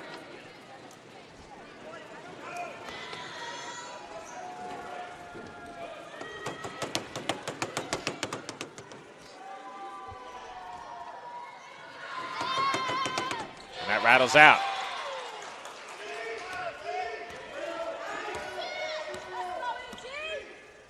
Chestnut. Surveys from the wing. Uses the Oyakonmi screen. And a bit of a miscommunication there, but Waterman recovers. Goldstein fakes. Around the back. Nice move, and Goldstein floats it up and in. A lot of razzle-dazzle, and he ends up getting it into the basket. Very flashy right there from Aaron Goldstein. And another much-needed basket for the Dolphins. Goldstein's so tough to stay in front of defensively. And once he gets a step on you toward the rim, very creative around the basket as well. Baker going right at Oyakonmi. And Oyakonmi is whistled for the foul. Oyakonmi doing just as much as he can to stop Baker in transition with that spin move to get to the bucket, but another foul called on him, and the Dolphins make a couple substitutions now to try to get a little bit more size, trying to defend Baker inside. Oyakonmi with 3 fouls now. He remains in the game. The Oyakonmi brothers, Shamar Laddie, Aaron Goldstein, and Chris Clancy, the 5 on the floor for the Dolphins. Inbound goes toward half court. 15 on the shot clock. Johnson wants Baker on the entry pass and hasn't. Baker rifles one to the corner. Harper's 3 rolls off the rim. Baker has the rebound. Baker in a double team and had it stripped away. Oyakonmi's with the double team right there. Dolphins got the numbers right now, 5 and 4. And Oyakonmi lays it up and in. Good transition from the Dolphins right there from one side of the court to the other. Get a big fast break layup to go up 20 as another foul is called on CSI.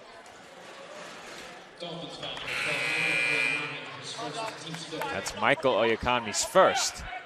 Team's 5th, so the Dolphins have to be careful. That being said, they've extended their lead back to 20. Blake Wilson checking in for Adelaide.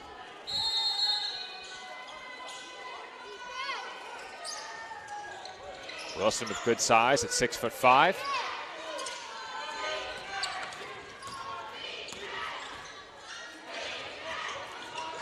That's an easy 2 for the Lions as Jackson lays it in.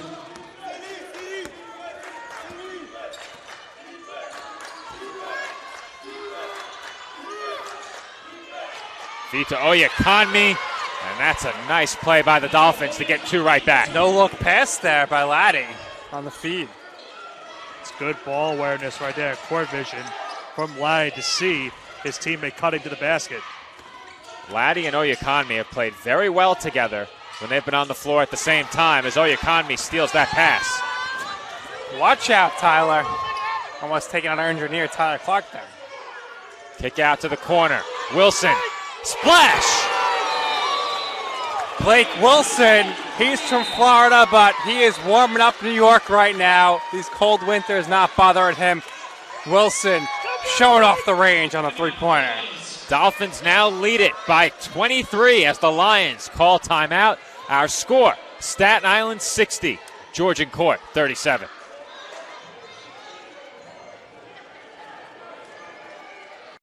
The Kettle Black on Staten Island, a top 5 wing joint in America by Food and Wine magazine. Serving daily lunch and dinner at the bar or on the floor. Perfect for family and group parties with top shelf drink and delicious food. From great times with good friends, live sports and watch parties, to Staten Island's hottest nightlife. The Kettle Black features live music and DJs weekly. The Kettle Black features daily and nightly food and drink specials. The best Staten Island has to offer is at the Kettle Black. We'll see you there at the Kettle Black, located on 415 Forest Avenue, Staten Island.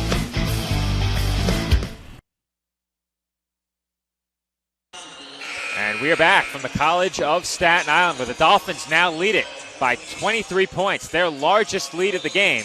And that comes courtesy of a three-pointer by Blake Wilson. Yeah, Nick. Blake Wilson shooting the three off the range for his first career points as a Dolphin.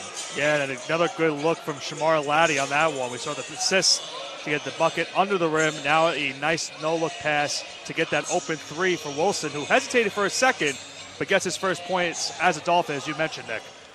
Laddie has played just 6 minutes, 3 points, and a couple of assists.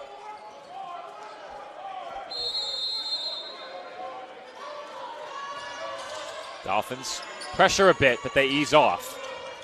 Wilson in the passing lane. And now they trap just beyond the half-court line. The Lions feed it inside, and the layup is no good, but the tip-in will go for Baker. Nice job by Baker to stay with it after the initial block by the Dolphins.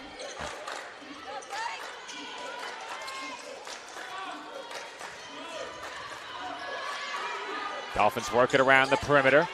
12 on the shot clock. Laddie fakes. And kicks out. Wilson for three. In and out.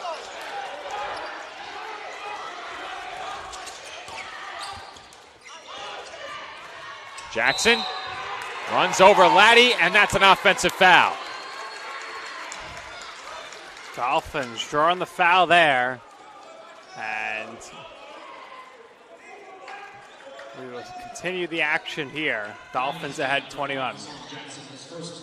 Good job right there from Oyakami, drawing the charge.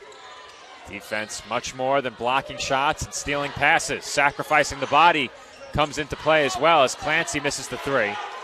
And the rebound goes to Harper.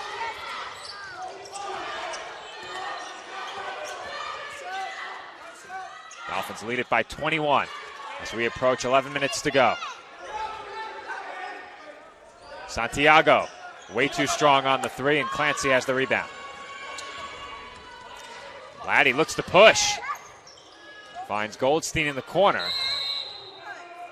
And Goldstein carried.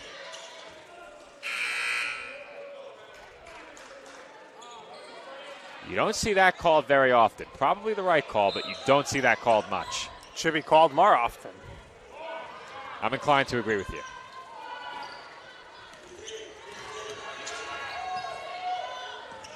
Santiago into the corner. Baker, cross-court pass and shot fake by Harper. Tough pull-up, won't go. Rebound tipped out to Clancy. He throws one off Laddie's chest. Shamar pulls it in, floats it up off glass, no good. Rebound tipped out. Clancy for three. Splash! How did Clancy end up with that ball? I do not know. We'll have to get a replay at some point, but he knocks down the three, and now he's making a run at the TLC player of the game.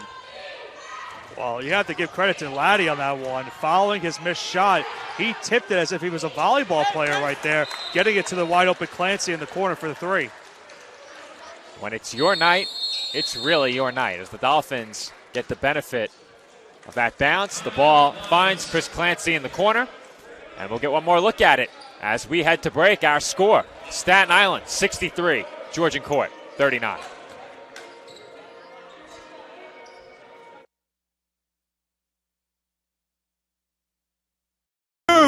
No, I'm right. The podcast that uncovers the origin stories of some of the biggest names in sports, media, and entertainment. Nick Durst here along with Joe Calabrese. Here we are, 200 episodes later, about 150 episodes with guests, our friends, soon to be your friends. Well, it's pretty clear, Joe, that it's all about You Know I'm Right, the podcast. That's my You Know I'm Right moment. wanted to do a podcast, and everyone was like, what are you, crazy? Who's going to listen? You're not going to get guests. Well, guess what? I'm the best when it comes to getting guests. If you could vouch for that. I'm so happy that you asked me to do this. I couldn't have been more thrilled. And follow us on socials, check us out. I promise you, if you want to work in media, whether you work in media now, whether you want to quit your job and work in media, come to us, and I promise you, we will get you on the right foot. That's what it's all about. And we are back from the tank with just over 10 minutes to play in the second half. The Dolphins' lead is 24 points. Despite losing Messiah Mallory to injury, the Dolphins have not eased off the gas and have continued to grow their lead in his absence. Another offensive rebound for Khalil Baker, I believe. That's Amari Jones. All right, that's my mistake. Another offensive rebound nonetheless. Jones has been out for quite some time. Wilson got stripped there. Jones, lefty layup, is good. 20-point game.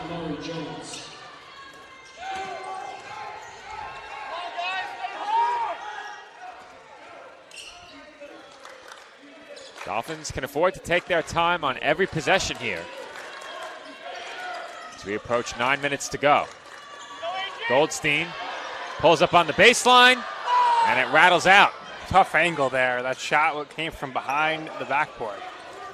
Good effort there by Oyekanmi to try and strip that ball away. Now Baker spins and gets the floater to go. Dolphins going to need to find an answer for Baker if he keeps attacking the paint like that. 7 points, 7 rebounds for Baker. Wilson left open. No good from 3. Goldstein has the rebound.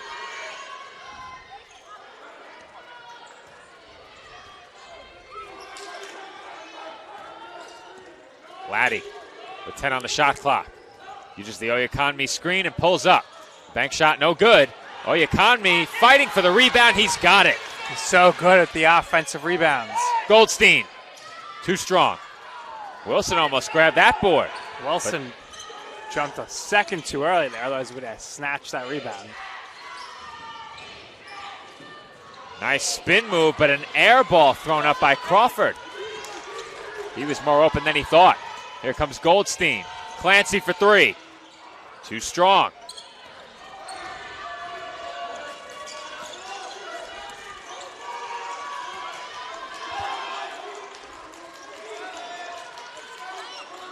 Inside of 20 to shoot for the Lions.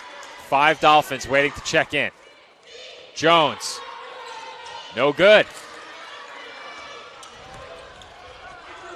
Lead pass for Clancy, who tracks it down. Laddie left wide open. Too strong. Dolphins getting a lot of great looks right now, but nothing is falling. Just about every one of those has been too strong off the back iron. Santiago swings it up top for Jones. Baker wants it. He's got it. And one. Well, like I said, they're going to have to find the answer for Baker, the Dolphins here, if they want to maintain this lead with 7:13 remaining. But when we come back from the media timeout, he'll go to the free throw line for one more. 7:13 to go from the tank. Dolphins lead it, 63-47.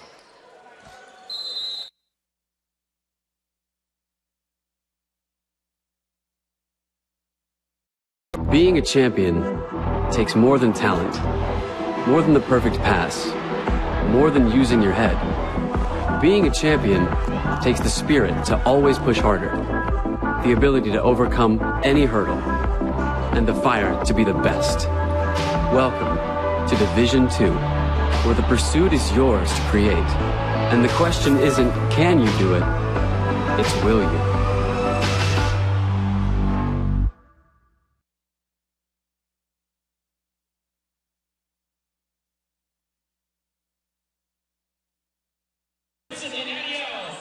And we're back from the tank, where our Spinorama contest just came to an end.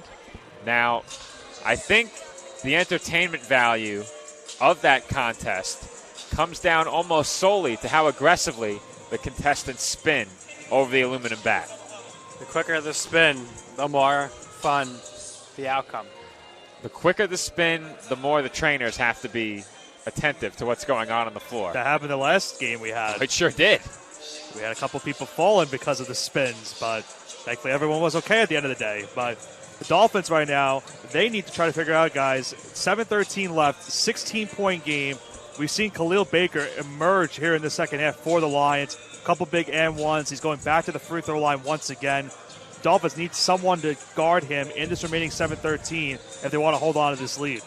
No question about it, Nick. The Dolphins, without Messiah Mallory, a bit more vulnerable in the paint, but they've done a good job in his absence not allowing the Lions to completely dominate them on the inside, because without Mallory, the Dolphins lack significant size on the floor right now. The tallest player that has seen action for the Dolphins tonight outside of Mallory is 6'5" Blake Wilson, who, as we saw before, hit a big three-pointer for the Dolphins. But something else that will be of concern to CSI for the rest of this game is the presence of Amari Jones back in the game. He missed much of this second half, not in foul trouble. Played a lot of minutes in the first half, perhaps is being rested. He has 15 points and 10 rebounds. He's back in there making an impact. And think about this also. CSI now at 16 fouls. They're about to be near the bonus with their next foul. And right now the Dolphins are being out-rebounded, 27-25. Jones a big part of that. The rest of the way, the free throw disparity could play a big role in this game. The Dolphins, of course, hoping that it doesn't come down to that. But the Lions defensively have stepped up these last few CSI possessions. We'll see if the Dolphins can break that trend. A new 5 on the floor for CSI. Oyekanmi, McAllister, Chestnut, Waterman, Armas. 10 to shoot. McAllister's pull-up is good, and Jordan McAllister delivers another big shot. Such a high arcing shot there, unguardable, and he had plenty of space, and he's quietly putting up the points now as he has 9 points. Well, the Lions give it away quickly as their players weren't on the same page, sprinting across the half-court line. That's something you talked about earlier, Joe. The Lions have been going down the court very aggressively and very quick, and it's led to most of their turnovers in this game as they're trying to get back from this deficit. Chestnut, doubled, finds Waterman. Now Armas hands off to Waterman once again. Oyekanmi in the corner. 8 to shoot. Deep three, Waterman. Splash! Well, Joe, it's almost as if he heard you say 8 to shoot, and Waterman knocks it in from the fin. That was a deep three. That was a very deep three-point attempt by Waterman. And you can count that three-pointer and the foul.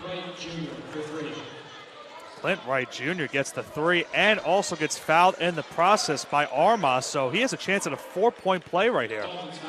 Clint Wright Jr., we mentioned in the pregame, the leading scorer for this team. Here you get one more look at it ahead of the free throw as Armas picks up the foul. And Wright Jr. completes the 4-point play. And Georgian court had to have that. Only 6 minutes remaining in this game. The Dolphins' lead is 16 points.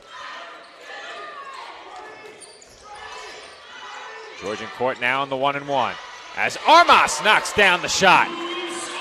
Louis for 3, and he knocks that one down, his first bucket of the game. Sorry, what happened on the other side of the court with him committing the foul on that three-pointer, the lead to the 4-point play. Big bounce back there from Armas. Armas atones for his mistake very quickly. Well, Dolphins, I guess, committed a foul. They did. They did in front of their bench. J.J. Chestnut was called for the foul, and the Dolphins are now in the bonus, so the Lions will go to the free throw line for the 1-and-1. If you're the Lions, this is exactly what you want. Clock stopped, and the chance to score some points. Free throw is good. And how about the confidence that the Lions had for Cameron Edwards on that free throw? They had no one there to rebound on the 1-and-1.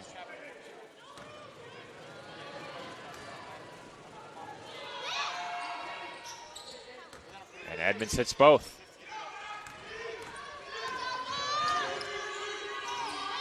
Chestnut will bring it up, drives baseline, and was fouled. Edmonds thought that he had a clean block on that one. He was charged with the shooting foul. Now Chestnut will go to the free throw line. Now it's the Dolphins' turn to shoot some free throws. Chestnut to the line for 2 shots. CSI leading by 17.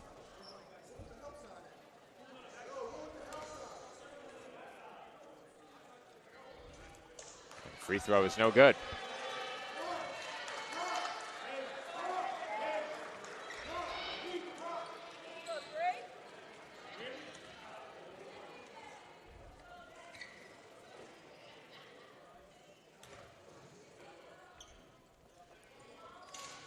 And Chestnut goes 1 of 2 from the line. We're at the point in this game now where if the Dolphins hit their free throws and milk some clock, they should be in great shape. They really haven't given up much ground since Mallory went down. That's a testament to the depth of the CSI squad. A lot of good emerging stars from the CSI team, as they're going to force another turnover right there. Good defense from McAllister. I think another question that might come up in these next few minutes: who's heading over? Is Bryce going for the back-to-back? Right now, I think Mallory was on pace to come over, but right now it's going to be tough to deny Bryce for a back-to-back interview, which we rarely do. Maybe we bring Bryce over with somebody else. We'll see what the stats desk decides, as McAllister was fouled. A lot of pressure for Lewis over there, who just came right before the game, and he doesn't like to be able to have to make those calls, so maybe Sal help him out with the decision. We did have 2 in the last game, in the women's game, so very strong possibility we have 2 again for this men's game. Still just under 5 minutes to play. A lot can happen. Sure.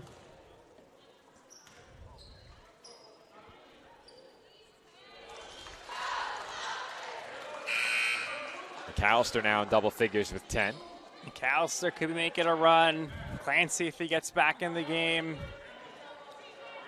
You never know. It's only a 19-point game. McAllister hit 2 of the really big shots in CSI's last game, but was supplanted by the birthday boy.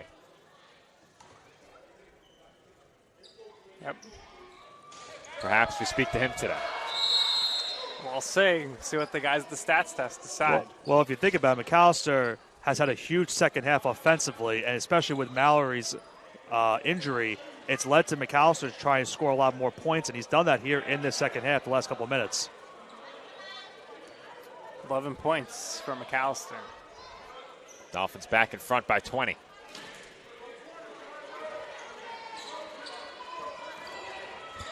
To the credit of the Dolphins, this game has never really been close.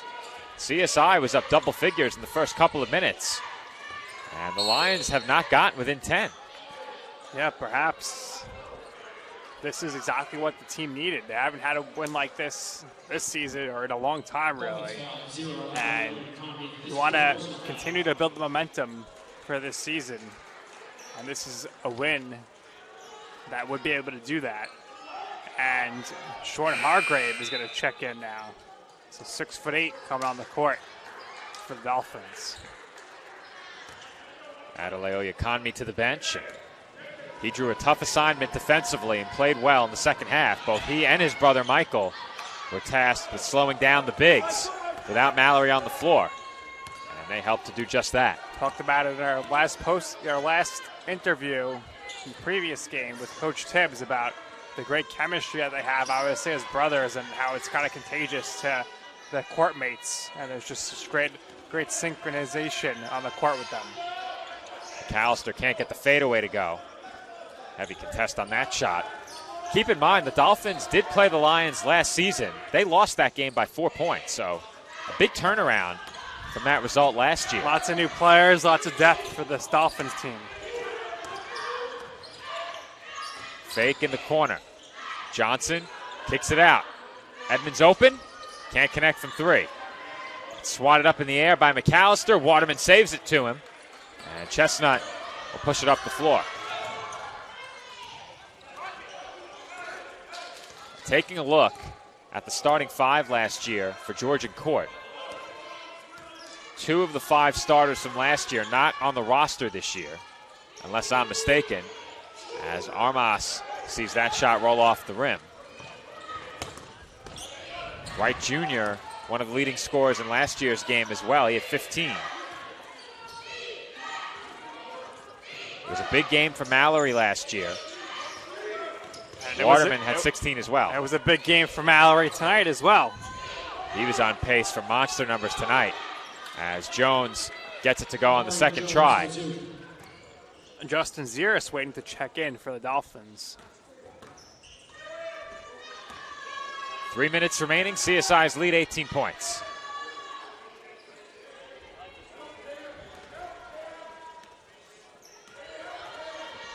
The Dolphins close this out, which it appears they will. They will improve to 3-2. It will extend their winning streak to 3 games as Chestnut lays it in. And Nick, they have a big matchup coming up on Sunday. Yeah, and they may be down a key player. So a big test coming up for the Dolphins against Bentley. Now, I thought the Dolphins faced Bentley during the Tournament of Heroes last year. They did not face them. They were here. They did not play them, however. Right. And Bentley set the tournament record for points. If I recall, Bentley played Wilmington and Goldie Beacom. The Dolphins played Wilmington and Goldie Beacom. So that's last year's Tournament of Heroes. Tonight, the Dolphins lead by 20, just over 2 minutes to go from the 10.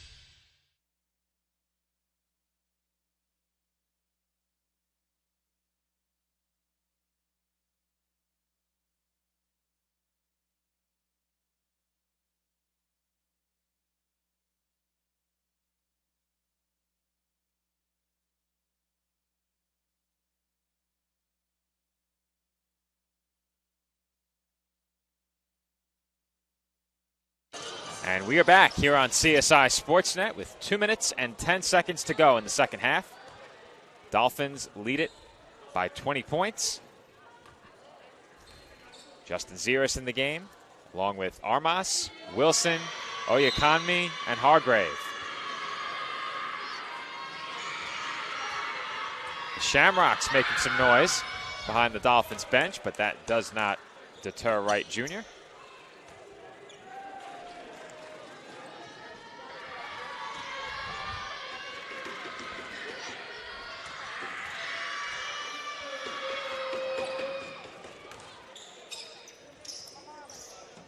$18-point game.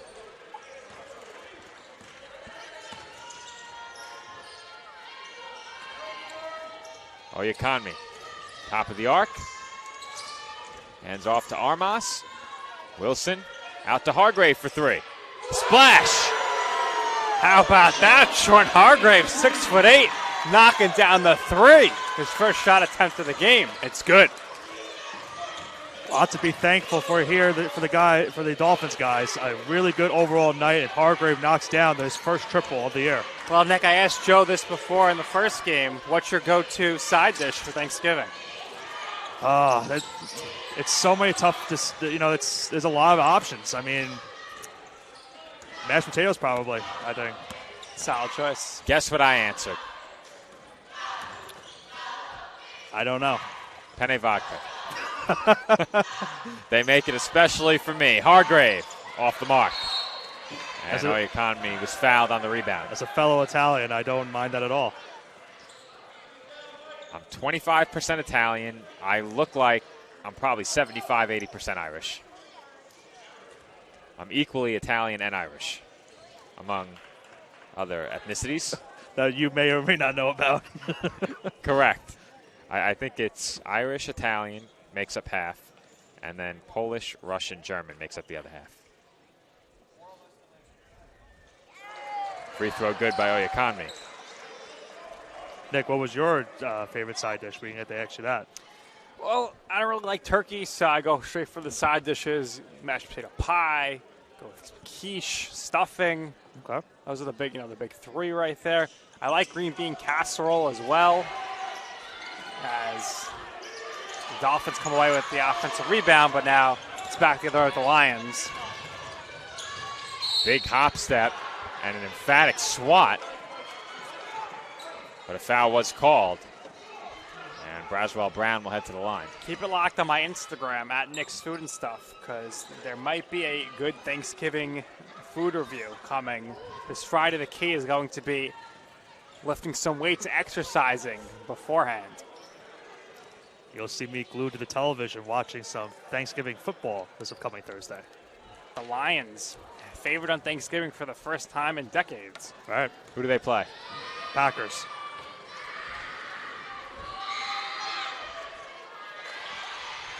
Free throw no good.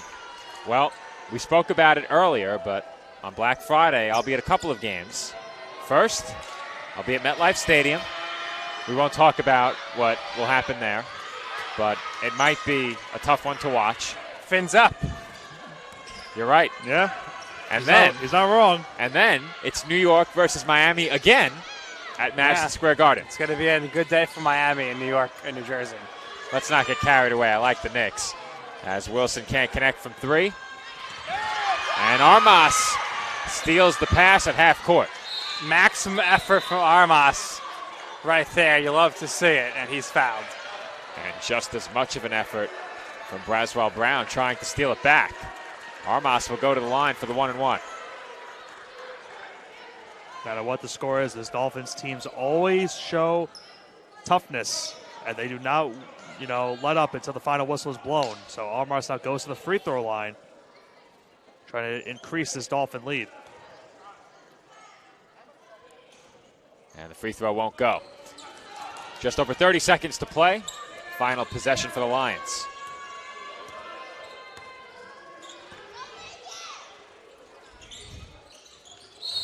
And Jones is fouled.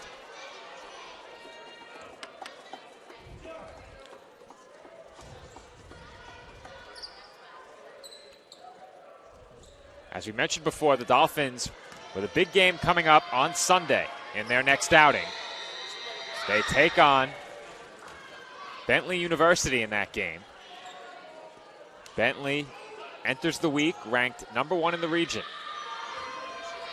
Big test for the Dolphins, who have faced a couple of regionally ranked teams already.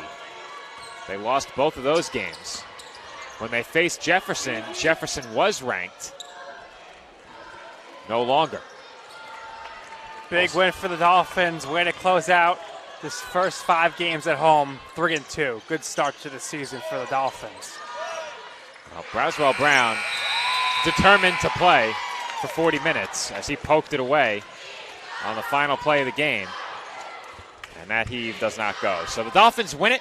Our final score, Staten Island 80, Georgian Court 59.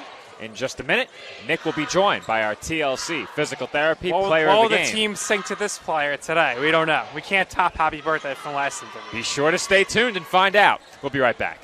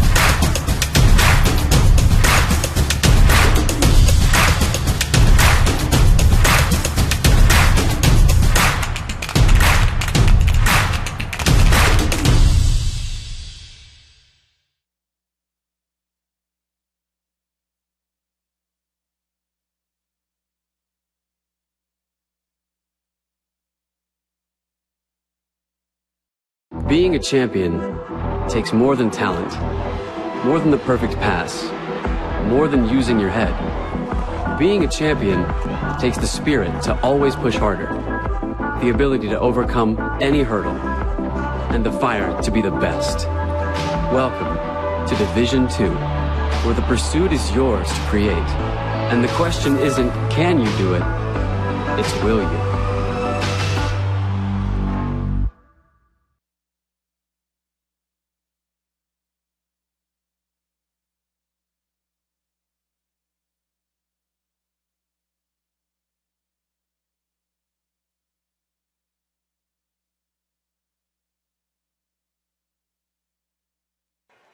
And we TLC player of the game, joined right now by Jordan McAllister. Jordan, congratulations on the big win. Tough loss for you guys early on as Messiah Mallory's having a great game. He goes down to injury, but you guys are able to keep it going, keep the train rolling. A lot of that was based on you. Great second half offensively for you, getting the mid-range shots, and a good job from the free throw line tonight. Thank you, appreciate it. Yeah, Messiah Mallory, big loss, but, we're 14 deep. It's next man up, and our coaching staff and our players have the utmost confidence in every one of our players on the team. Everybody, great job, great total team victory. Let's talk about the three-pointers. Your team, when you guys are hot with the three-pointers, you're unstoppable. Waterman was great. Armas had some three-pointers off the bench, Clancy as well. So what does that tell the opponents out there about your team as far as when you guys get going with the shooting? It tells us that we're versatile. We can get in the paint, we can double down to our bigs, and we can shoot from the outside. So we're offensively gifted, and we just got to stick to the game plan and, just get to it. All right, Jordan, thanks a lot for your time. Congratulations on the win. Go enjoy it, and happy Thanksgiving. Happy Thanksgiving. Thank you. All right, that's going to do it here. Back to you, Joe. Thank you, Nick. That is our TLC Physical Therapy Player of the Game, Jordan McAllister. We thank him for joining us and wish both Jordan and all of our viewers a very happy Thanksgiving. This, of course, Joe Foreman alongside Nick Bavona and Nick Durst. Nick Bavona on headset. Any final thoughts before we sign off? Great overall performance from the Dolphins on both sides of the court. Offense was really good. They had a really good three-point shooting. Their defense forced a bunch of turnovers on the Lions' part, and they get a much-needed win. Now they head into Bentley on Sunday. Hopefully they can pick up the win. We'll have to see what the status of Messiah Mallory is. But overall, the Dolphins going into this Thanksgiving holiday with a big win. No question about that, Nick. A big 21-point victory for the College of Staten Island as they knock off Georgian University in the final game of a 5-game homestand to open up the season. The Dolphins will head into the Thanksgiving recess with a record of 3-2. As for us, Nick Durst and I will not be back here on Sunday, but Nick, you will have the call on Sunday. Play-by-play duties for Nick Bavona as women's basketball takes on Bloomfield. That game will be at 1 p.m. on Sunday. I have another obligation for my company. I will not be here that day, though I will be here to set you up. Perhaps I'll cameo during the pregame. You and I will talk some Dolphins basketball before tip-off, before you take over the call. We will see, but until next time, once again, this has been Joe Foreman. My broadcast partners tonight, Nick Durst and Nick Bavona. Our engineer, Tyler Clark, Frank Cantasano on one camera, Pat Gilorenzo on the other. That will do it for our coverage of men's basketball tonight. The Dolphins win 80-59. Have a happy Thanksgiving, everyone.